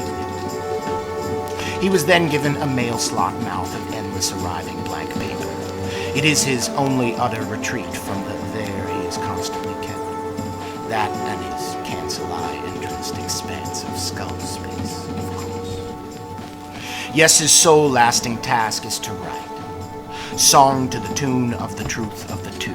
Their obsession with song is severe, adoring its slow and burst collection of truth and death nuance as it collects across work weeks crashing as sung in traffic. And in order to get Yes to slave over song in their clutch, they simply cut out his middle mind. The Reverend saw fit to call in his twin sons of the nun, the headache folks, to aid in doing so. And they appeared promptly with the nectar of hard, the royal oil of arm, as juiced down by the dust-crushing machine guts of their splendid hand-eating machine and its many men mangling shift. And so, Yes would compose song bones and cope from the flesh of his prose, tuned closely to the gross and grow cold of what the nun-gods say. Yet Yes is no simple engine. The effects of their artificial arm water were always wearing off, and he would soon begin to dissolve bits of his life after slept in these unsongs he must sing, slowly pumping the clear reverb of his personal truth outwards through them. His every word lifted loosely from the ever-unfinished OughtAlmanac of AmassedFact, slowly weaving his stiff sense of purpose into the ear-whites of all goners the dark arms of the great nothing much dares to take. Fortunately, and more importantly, there is Yes's artifact, this OughtAlmanac of AmassedFact. Some secret 10,000 leagues of letter and catalog fact with every inch of horror hung to kill none and done by the many most empty unsons of the great none. It is what compels him to remain kept in this his twice life, left to dull and sharpen in the cell hung in sky, and he will not give his OughtAlmanac of AmassedFact end until the world that solves it into writing is finished as well, or until his artifact grows wild and well-worded enough to turn on the edge of its pages and solve itself at life directly.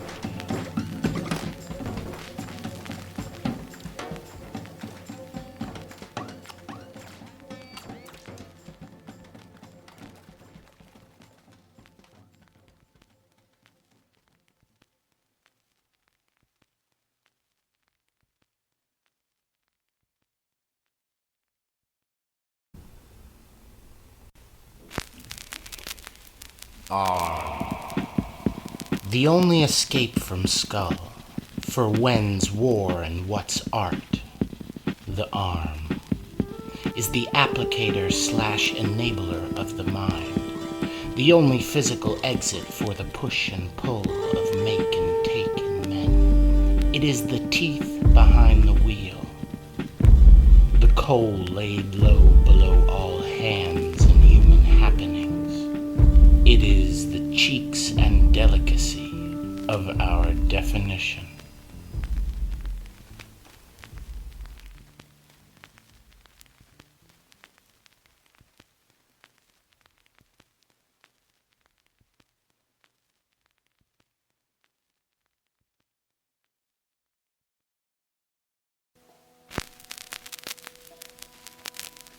Skull space, where it all began, beneath the calcified canopy of the human skull. The neurons of the human mind fire constantly, as it sketches action within action above action about the epic annals of day. The skull space is a perfect bubble of utter human jungle, everything but jailer or tender of the remote animal mind and man. Dealing so deeply in both the fires of input and output, it has no arm for the fight, flee, and fuck of dog thought. The skull space rather runs deep, seeding world within world, a wilderness of choice consequence both dormant and made. It is both grand exalter of fear and the limitless amplifier of what it is to be clear. And so it evolved across the odd and edge toil of man into the single sure sieve of the brights between blacks, contending with all your flesh against the fierce tongue of one's timeline. Unfortunately, in the mind's asking actions of the humankind, across their perfect half-conquer of time, the skull space slowly became its own worst nightmare. This once limitless multiplier of human concern and ingenuity could now also be both shrink-ray or split-second sweller of the slightest concern. And the skull space air began to sour. In those maze-minded men who welded will with worry beneath the fore and aft weight of kingdom. As a salve of slave, soldier, poet, or senator, the skull space grew dangerous, began to fever something awful and become something else entirely. And it became self-evident to evolution that the skull space was indeed the exact opposite of the hive mentality, as goners all began to wear their woe like fire where their hair would be. And so the knot began, deep below one's many ways of knowing through the time and space they occupy. Its seeds long since incubating in the low rumble of the BC brain, plumping in its innate and uneven yearn to right the earth. As the skull space slowly began gaining on the universe, across the husk of generations, choking up on the space between meals, it became a megaphone for the myriad of miserables a mankind can be. And so the knot became as the skull space pushed its hurt heat through the blood-brain barrier and bone. A dark spark began to let off across the human synapse gaps, and like so, the knot simply came to be. First forged in the century-soured skull space, then born again in the air outside it. Like a stone grown deep in the cheek of being awake to alive in this world on end. In fact, the knot is the only thing to ever escape the human skull without exiting on.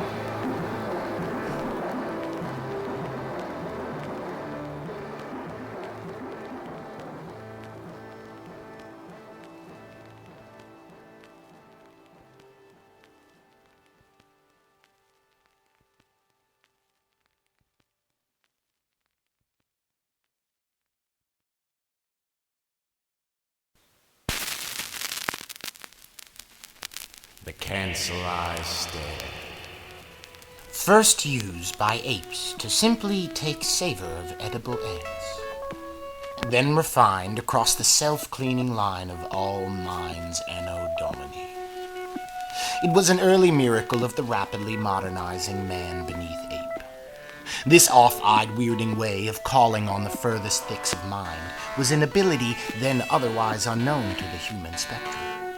It is a perfect blend of good guesser's guided heart and apathy's sure black hand of the myth, from which the focused man or woman might one day divine world map from blank page, scoring something so beyond their living cell scope with nothing but a pushed perspective and inks. And in the witching seconds before map is made from scratch, its airbringer twitches busily on the end of a pen, shapes then scrawled certainly across what was once blank. While doing so, there is an undeniable and skull-clearing off to the human eye. This off glare became the cancel eye's plumage, what it looks like. The cancel-eyed stare's catbird seed of sorts can guide a body to dive without steering the skin. For obvious reasons, such was deemed admirable and to be took of by the two. And so the cancel-eye stare was studied by crack teams of skeptics, all eagerly exploring the well-water black of possible to be pulled from the cancel-eye stare.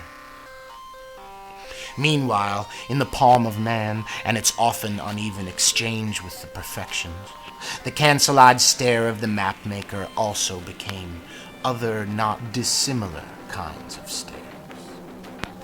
Across the evolutionary expanse of all Cro-Magnon luxury time ever, the cancel-eye stare soon splintered off into the trained killer's cold and clear glare, and of course, the off-eyed field-wielding way of the poet or artist.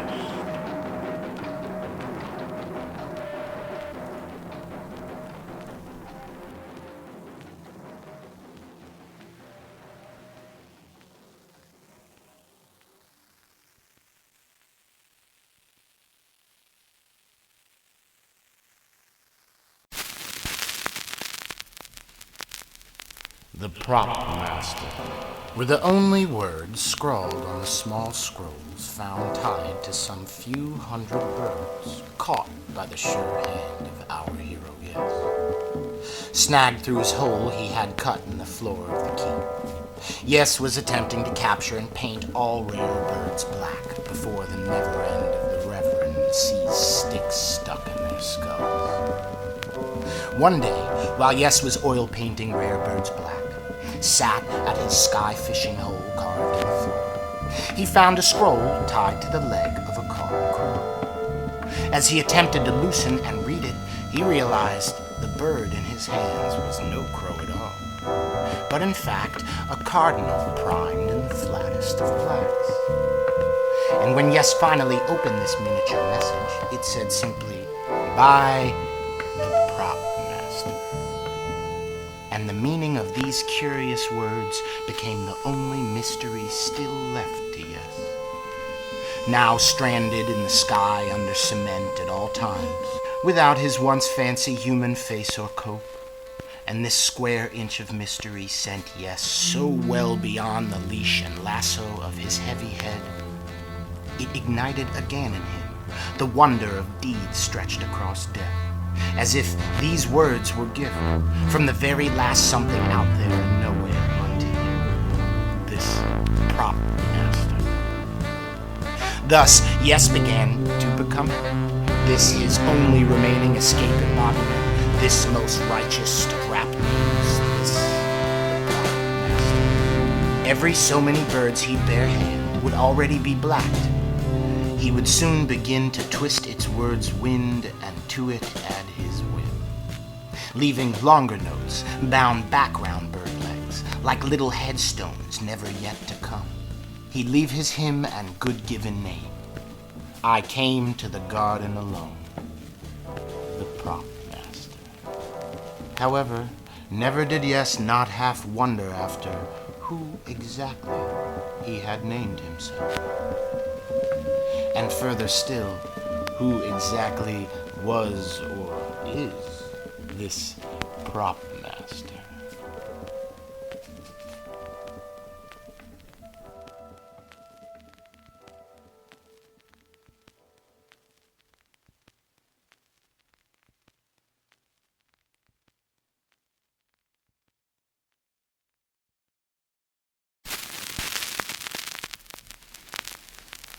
Freedom. Our hero, Yes, was originally contacted by the long vein of the law before his appointment/abduction by the two came true, in not undesperate attempts to show Yes the one dark of the deader side of things headed toward him, so that Yes might not be so weak with guess or idle of doubt, in the throes of the maelstrom of epic that's coming for him.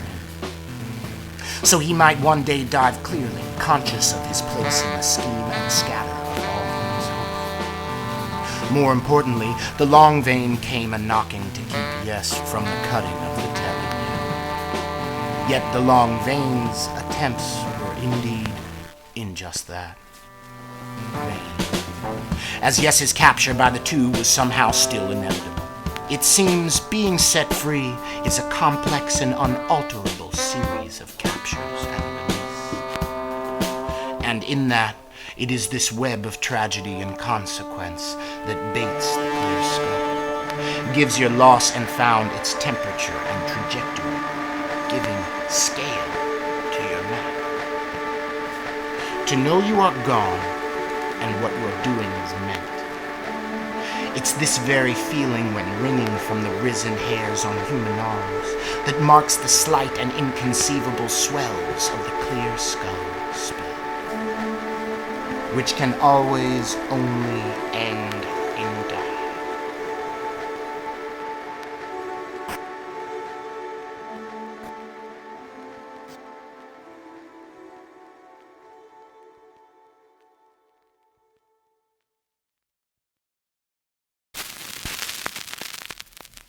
Beauty.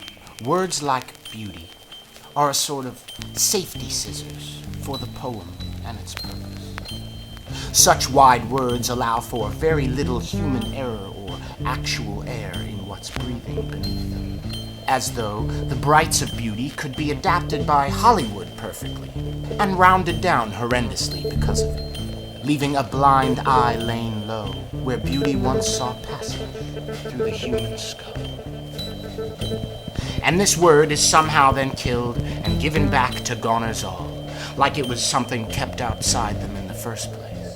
And the two have noticed such deep discrepancy that swarms around the weight behind certain words. The two have both swallowed and studied how what's weight behind these wider words can utterly affect the empty hopeful to no end. Such is most likely why they sought the pen and skin of Yes for keeps.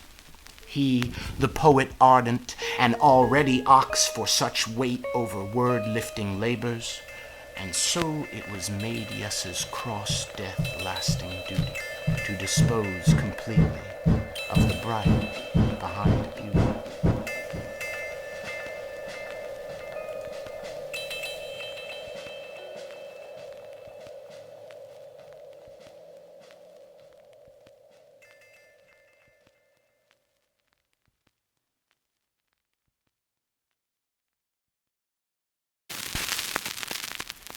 Species. There are only two species set to death on Earth. The creature of choice and the creature.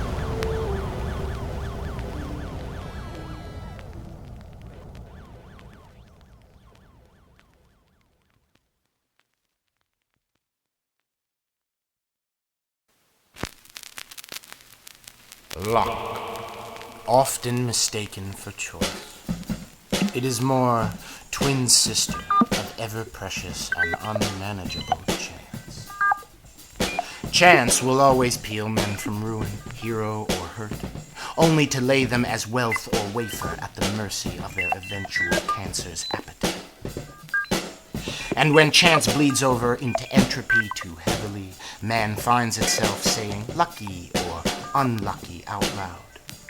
And then, caught in the live trap between actions and inaction, what is there for the goner's death of days to find a spine above? What else is there to align one's days alive along? Must one half protect their teeth at all times from both bludgeon coming and their own ingenuity?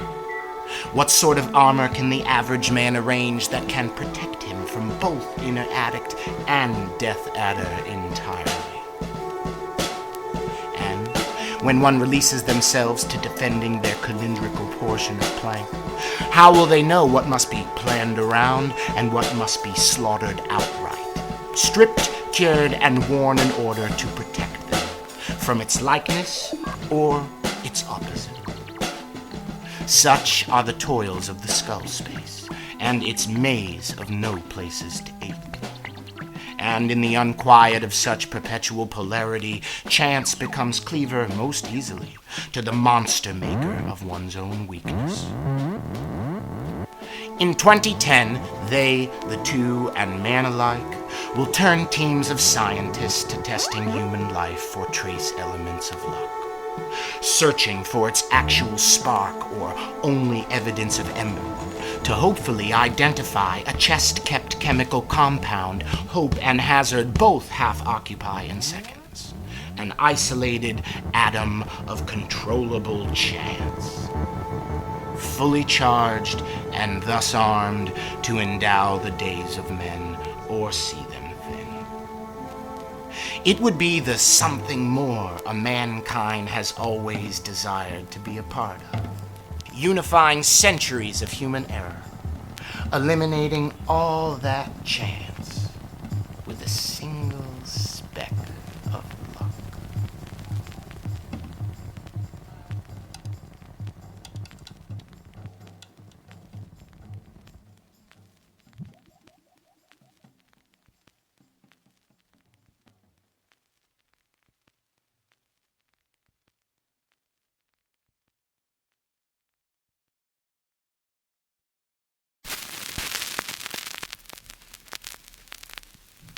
The past, a definite nothing much, byproduct of the heights of flesh and such, net weight of one's ghost God, a solved version of a former you, not congealing on the ceiling of your present song, as its grays reach off into gone, a bread-end egg, if ever there was one.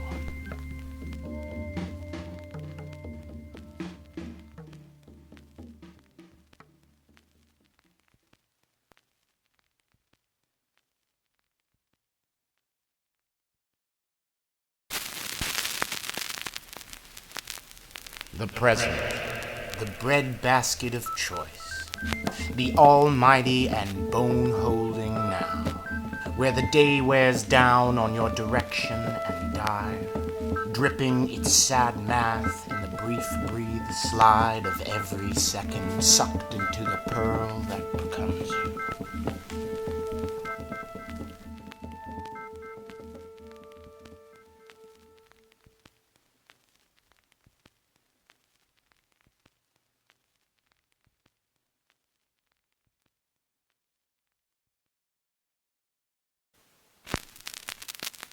The future.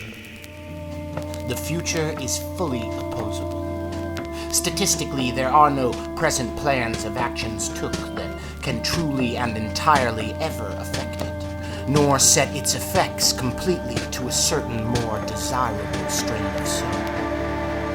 In fact, to the thinking thing, it is a killer, most unpredictable and all-devouring, and its presence in the mind will bleach the marrow, ignite the unquiets of the often fear-eyed and eared skull, drawing the stinging things to mean out like a present danger does the venom. We are but a swarm of eggs to tremble on its handgun, a single swallow to its honey-smothered winds of weald.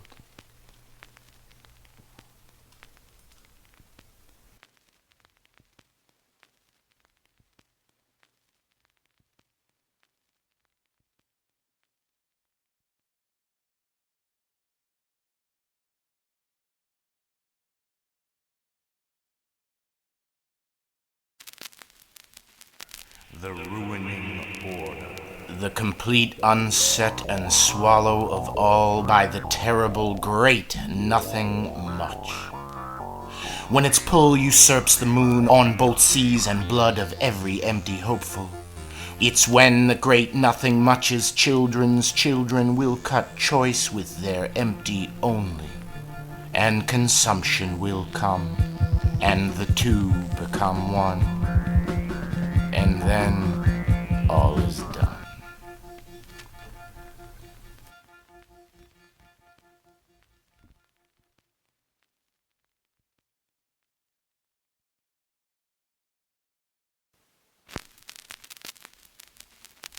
The first crow. And so shall the crow.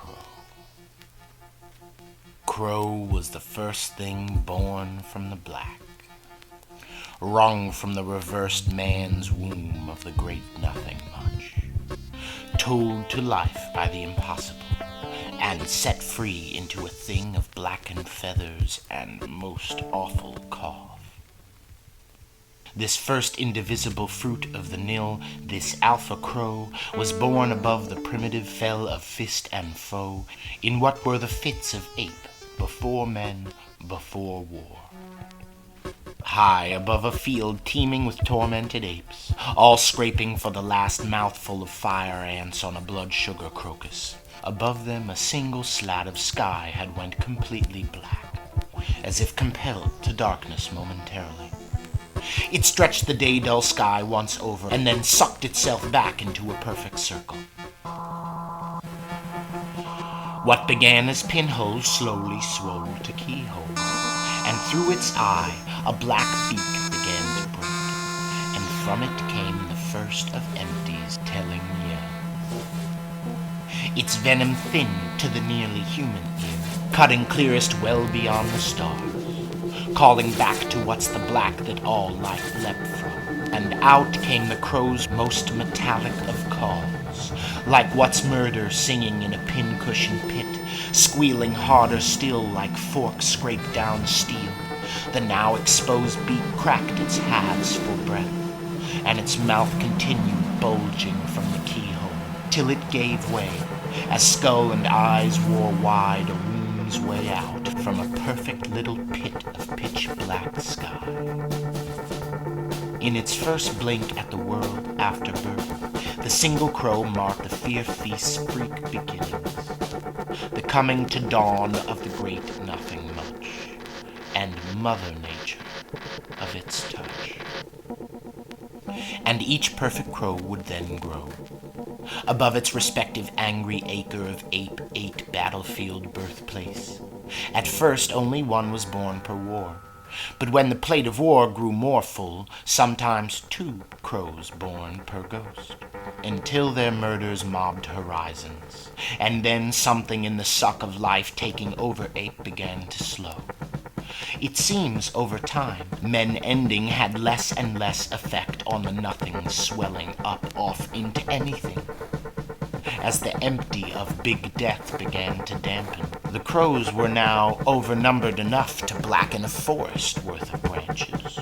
For man went on to innovate in taking in so many veins, and thus the great nothing much set all its dark ovaries to bigger things, Things of far more impossible scope, of none and ungod, primal 100-humaned-somethings to be hatched, for its goner mother mankind to wean beside.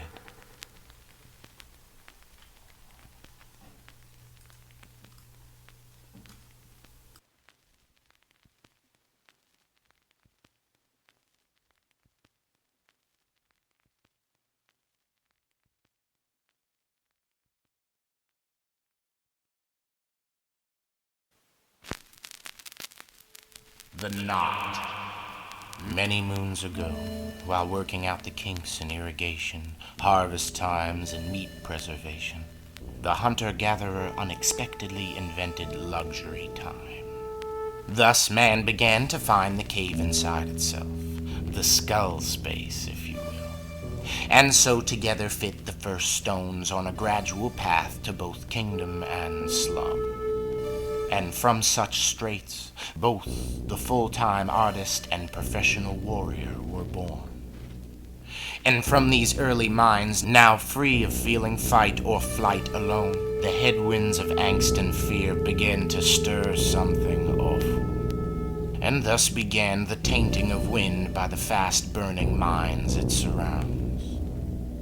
As this kinetic undust between action and thought, arm and art became physical, and rose to gang up on air like an indigestible skull exhaust, pushing its way into the ozone's precise particle gauze, like CFCs of whole-grain human tragedy.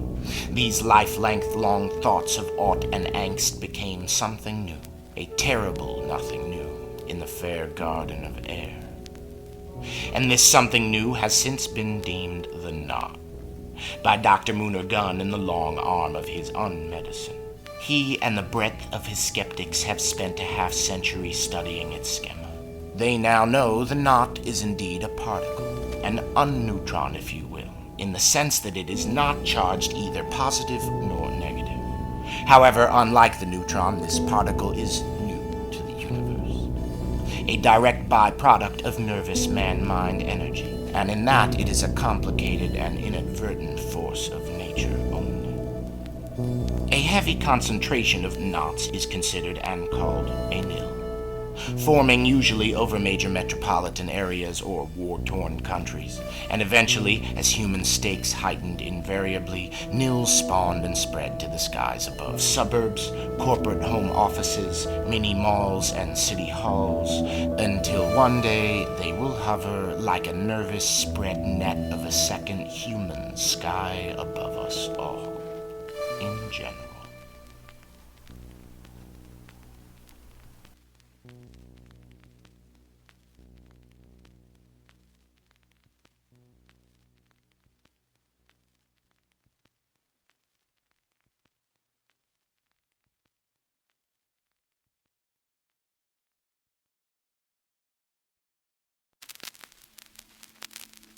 Giving birth. The knot, like its human mind maker, is a very resourceful and highly adaptive particle, as much a chameleon as it is a lion, and so it began with quick, to fit in or eat out into all. Thus the knot, this nothing of a building block, began to slowly number up against the oxygen and hydrogen about us, gradually replacing and impersonating our most precious elements in their most delicate authority over our macrocosm. Combining first with bodies of flesh through breaths and water sips, its nothing comfortably comprising more and more of our composition over time. Memorizing the map of matter beneath men, until capable of building arms and organs entirely of its once foreign to the body particles. And this accumulation of nothing within the living thing began the slow sowing of the terrible great nothing-much. And with this, so sunk the seeds of the ruining order in soil and time. So, as the knot sparked and snuffed and sparked again, its nothing much began to become itself, as if given life on accident.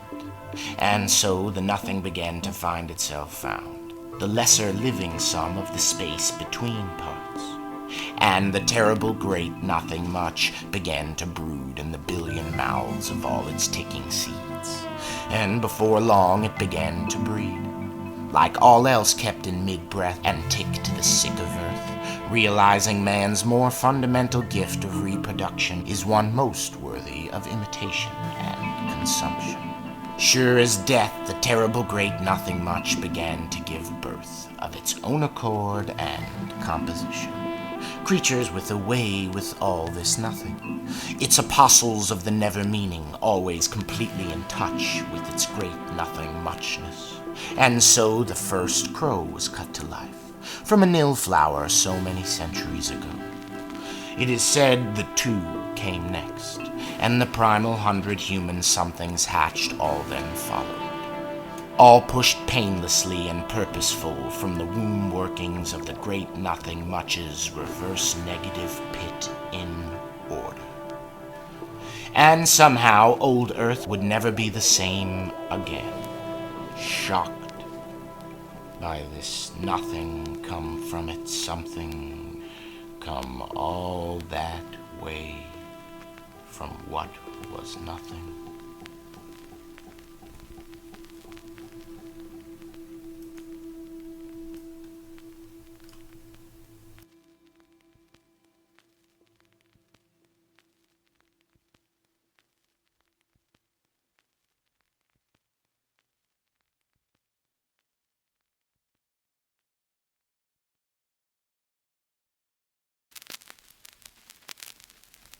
Mapping the knot. The good Dr.MoonOrGun has burned countless man-hours and skeptics down to their ember, researching, fabricating, and propagating the knot. In his various institutes and reserves of dark science and unmedicine, he and his army-of-none dig for its definition. Currently, there are 4 sub-classifications of the knot. First, fear-forged. Second, angst-anchored. Third, obsession-born. Fourth, and most finally, apathy-thick. The earliest and practically prehistoric knot was completely fear-forged, and each generation classification of the knot brought about the occurrence of the knot particle to follow's composition.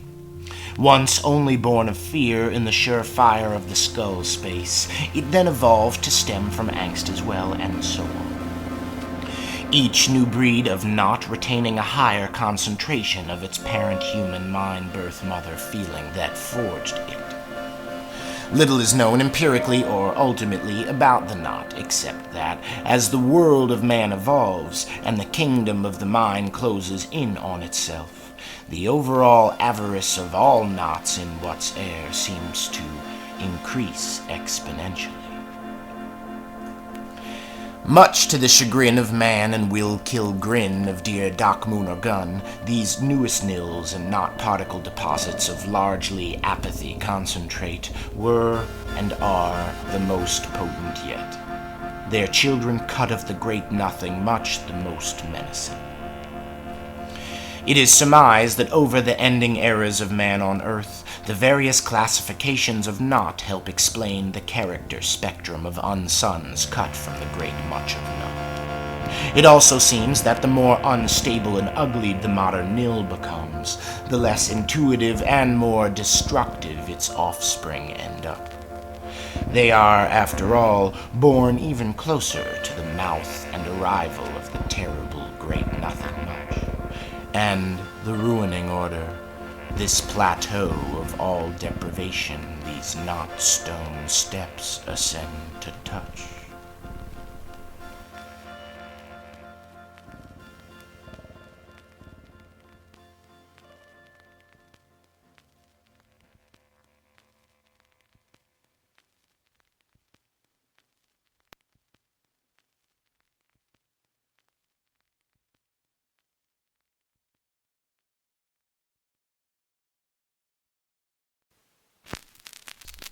Blood sugar crocus. There was an incident of ancient ape, set reeling well before stone tool and language. A definitive incident, for the then near-human head, hand, and thumb. It involved 2 keen-eyed apes and 1 flesh-eating blossom that teemed in the lap of the sun with the most outrageous of edible eggs. This prehistoric blossom is known as the blood sugar crocus, forever trembling with the march of most succulent fire ants it invites. However, the plant petals upon which they waltz are more mandibles than anything else. The monstrous flower's flesh jaws are strong enough to tear an ape arm from its socket in the cinch of a cave second. And so apes stared at the mouths of the blood sugar crocus, eating those ants in their delighted minds, imagining the burst of their bulged blood-red bellies under to... See, these ants were not only sweet, but bit for dear life at the tongue as one swallows, making for a most decidedly human delicacy. Like the latter-day olive-cured or properly prepared poisonous animal, the taste of fire ant became obsession utter, since mankind will always be desirous of a more dangerous delicacy. And so, 2 apes of no unusual accord sat that day before a blood sugar crocus, feeling they had indeed done things in their day lengths that had deemed them deserved of such delicacy. Yet, despite such deservedness, these apes somehow knew their entire arm could not be given to get at such an even. And so they sat, somehow naturally knowing both to be true. And they stared deep into the life map of this ape-arm-eating plant, seeing the distinct differences between its perilous plant parts and that of the frail grass surrounding them. And they stared with every synapse worth of strength in their skull, and broke grass as they gnashed such ideas in the grit of their gray matter gizzards. And they broke grass. And they had thoughts that went black across the space between facts they knew not, the space between they and a clear they'd never quite thought from before. And then it happened, to the snap of a single dry strand of grass. The 2 apes thought clear through the holes in their skull and into the lap of what's anything's possible's fabric. Off-eyed and mind-wide, they thought of a certain something from nothing. It was the very first instance of what would later be deemed the cancel-eyed stare of the map-maker. As they each took tall, broke blades of Jurassic grass and slipped them gently to the lip of the blossom, into the unsprung jaws of the blood sugar crocus, and then the apes' lives lit from heart to halo, as the fire ants they were after walked in perfect animal math toward them, across the blade edge of their first fork of grass, up their arms and onto their tongues. The blood sugar crocus would later be wiped from the face of the earth by the more tool-eyed taking apes of a far later era, their greed leading the known world always to their guts. Much like the introduction of barbed wire or the interchangeable part, grass as utensil drew such swells of change around itself that awful soon came of that which was never thought possible. And from its lightning struck came the trilobite of World War, as eventually every last blood sugar crocus was used down to the stump by the then adolescent human appetite of the make and take in men.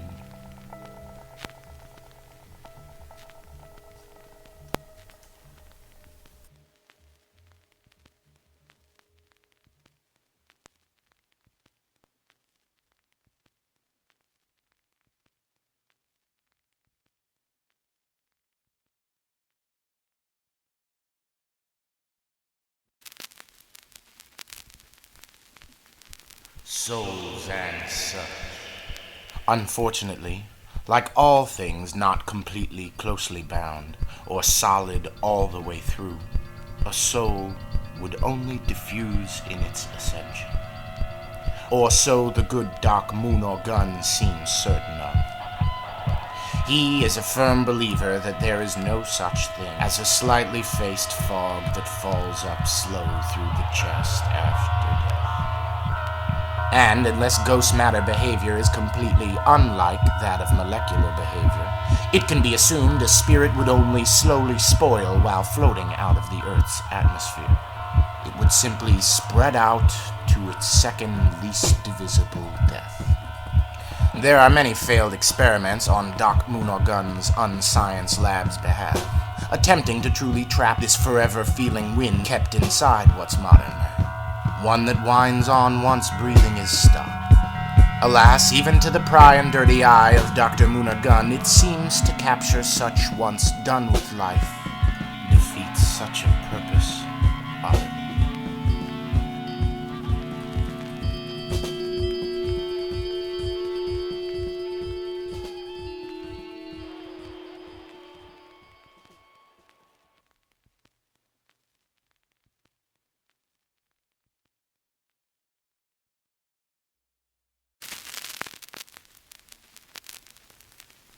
Heaven and hell. In the uncharacteristic calm of all man after moon landing, what's above the clouds gone well beyond reached in the heights of man flight, both commercial and exploratory.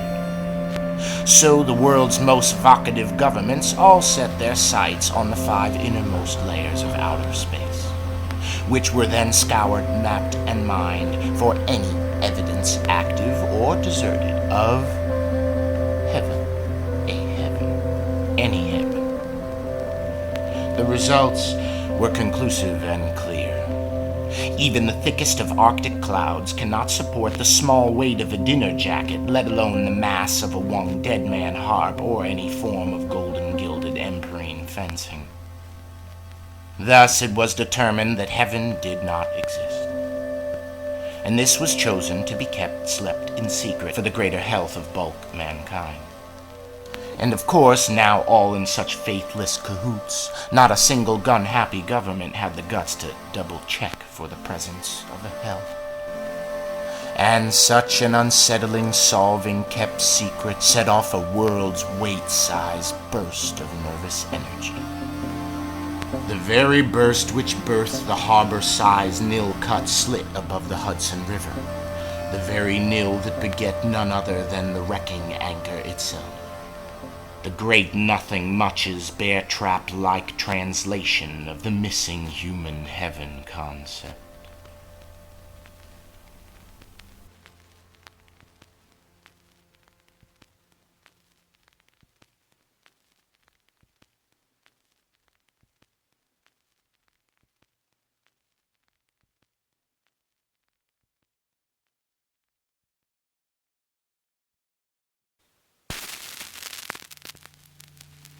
Angst today. The advent of long-range nuclear assault also had massive effects on the dark and growing gumptions of the great Nothingmuch.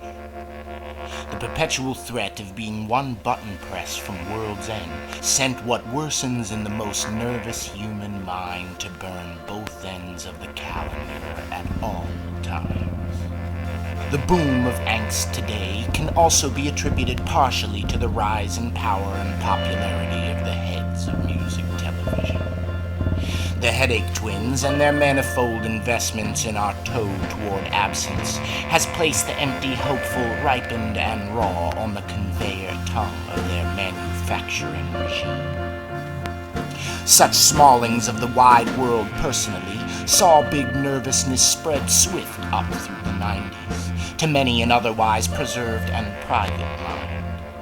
And so the gaps between all pockets of people would widen, and the winds wound between them grew dark with the thickening gum and gauze of what the HeadacheTwins have deemed the 90s not rush.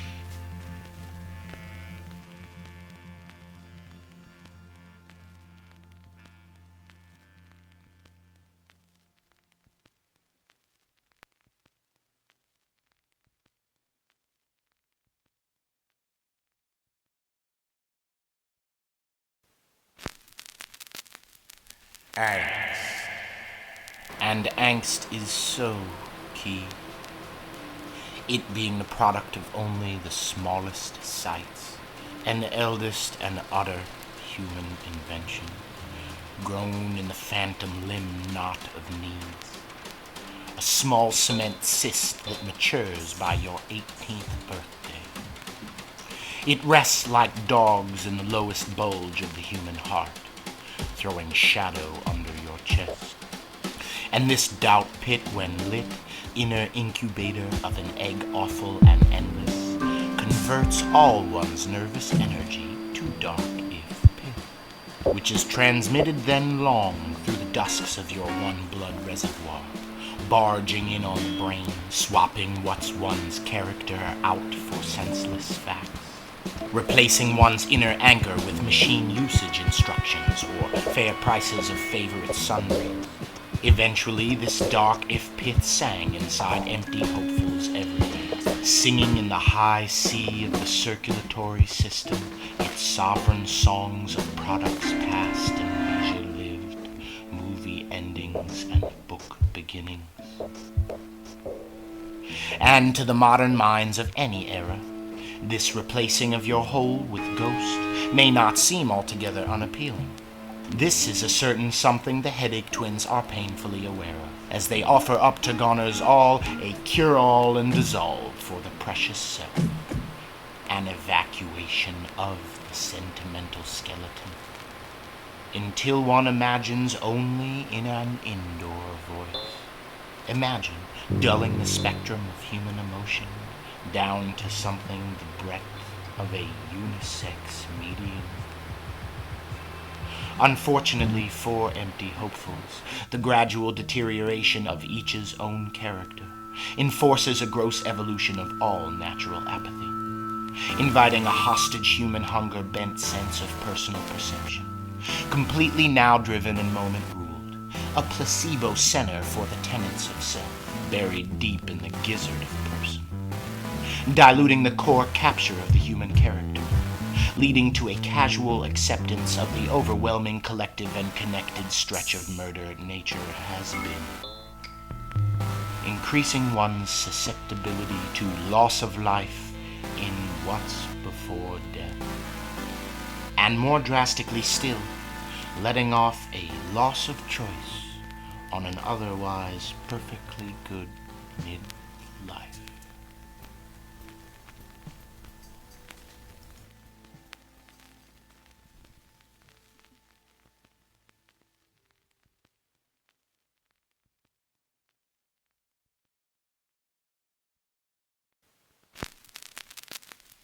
The black of all fact. The long vein of the law's lair has 4 living walls, the third of which is swallowed in solid black map.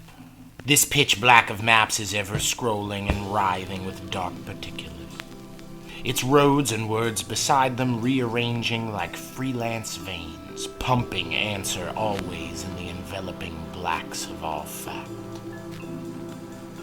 And it is a most curious wonder, this wall full of map exploding with the black of all fact. When first laid eyes on, it is enough to cough the entire life from either old man or child. And to those who have seen their middling age and swing low in the know of what comes next, it is invisible. And for those rare time killers who can somehow stomach the next to last black you'll ever see, to those full-blooded few folks, it can be stared at eternally.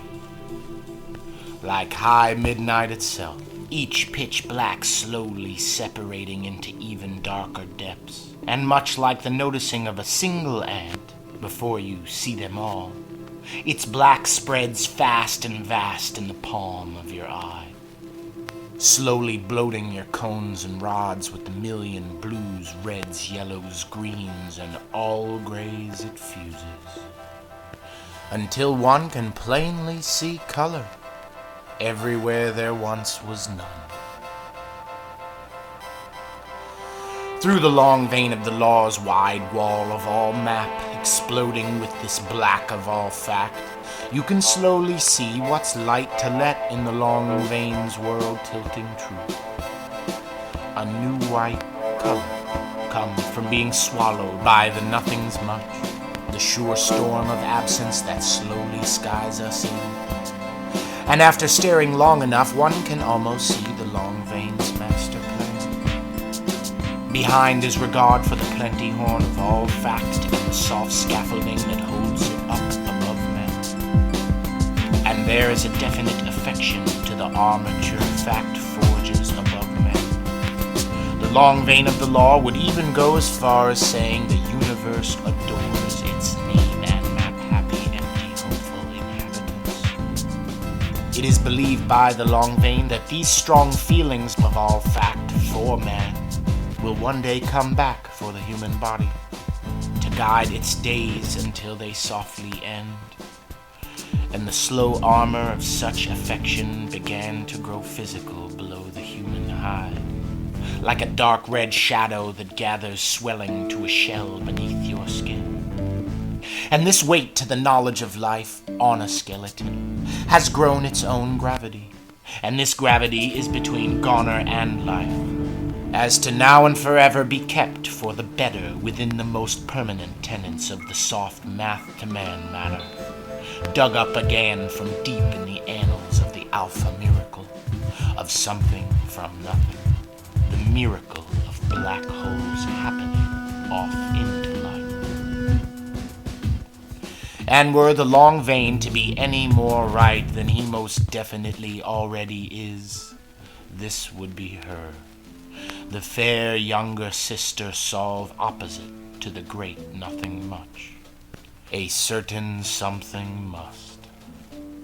There is even a presence to its very principles that suggest it is in fact the elder wind of the two origins, as if it grew sweet on man's pit and grand scheme long before the great nothing much took seed in skull space or sky.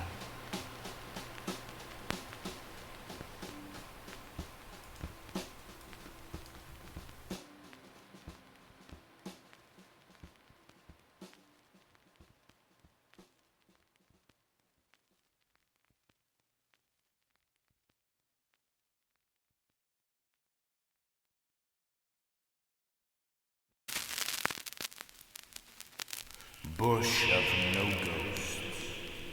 Some say it sickens the ground in the forever deserts of Idaho, since deserts are perfect for the nursing of an emptiest egg, with their power to maintain life in the thinnest of veins. And so there it has, or may have, risen to stay hidden. Some even say it sits twisting, swallowing smog in a far corner of a half-paved-over graveyard somewhere in Los Angeles. Some say it's kept froze a breath from dead between the black hat of all fact and Houdini's quick wrists, kept deep below ground just beyond Dallas, in the collection-clad pad of the long vein of the law. In fact, all the living or unlifed really knows is somewhere it pits our entire era on Earth, a succulent of utter absence souring somewhere on American soil. Its nothing imbibed teats and unlikely blossom bearing their oddity. It is said the bush of no ghosts gives birth, constantly blossoming, bearing ominous objects where its fruit will be. It is also said that the only breath-eater ever to lay eye upon it is the long vein of the law. It was the last of his primal 100-something hunting missions for the two before he went missing.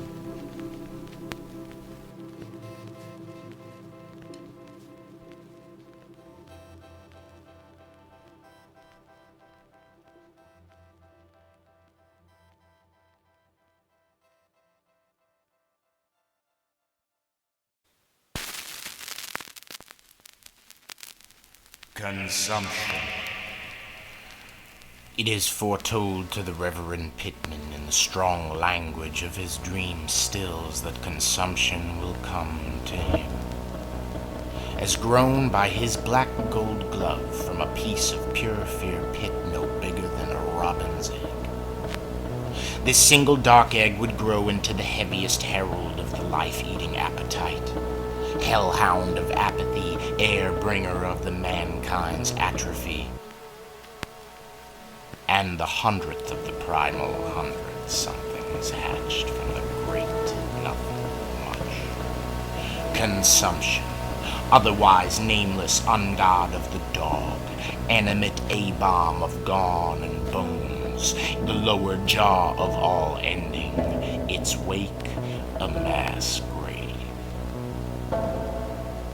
It is said consumption hunts only, some 4 stories high, with a wrecking ball for legs and arms the width of covered bridges. His skin a shark-thick swell of night skies, withholding tremendous jaws on one small dark skull, lunging in the tunneled sights of nostril-sized eyes. It sees with its teeth, fists the size of armored cars. Consumption has no skeleton to scaffold out its might, simply massive shafts of shadows swollen thick as bone that build and bend the hurricane of empty loose inside its hide. Consumption is solid absence with a stomach in its skull, growling rubble out of all its path does cross. Born after or among the gone rush went, consumption is what the RedundanceDome calls a nothing to fear, more than fear itself. Where it drags knuckle, the earth grows cold, so cold nothing, not even cement, will ever grow again. He is the whole bone sucker of the senseless kill, sicked on time to eat it of from goner kind entirely. Swallow them whole without as much as a budge of throat or flinch of gum, finishing off the sprawl of men, like once only flame or sea could swallow solve them.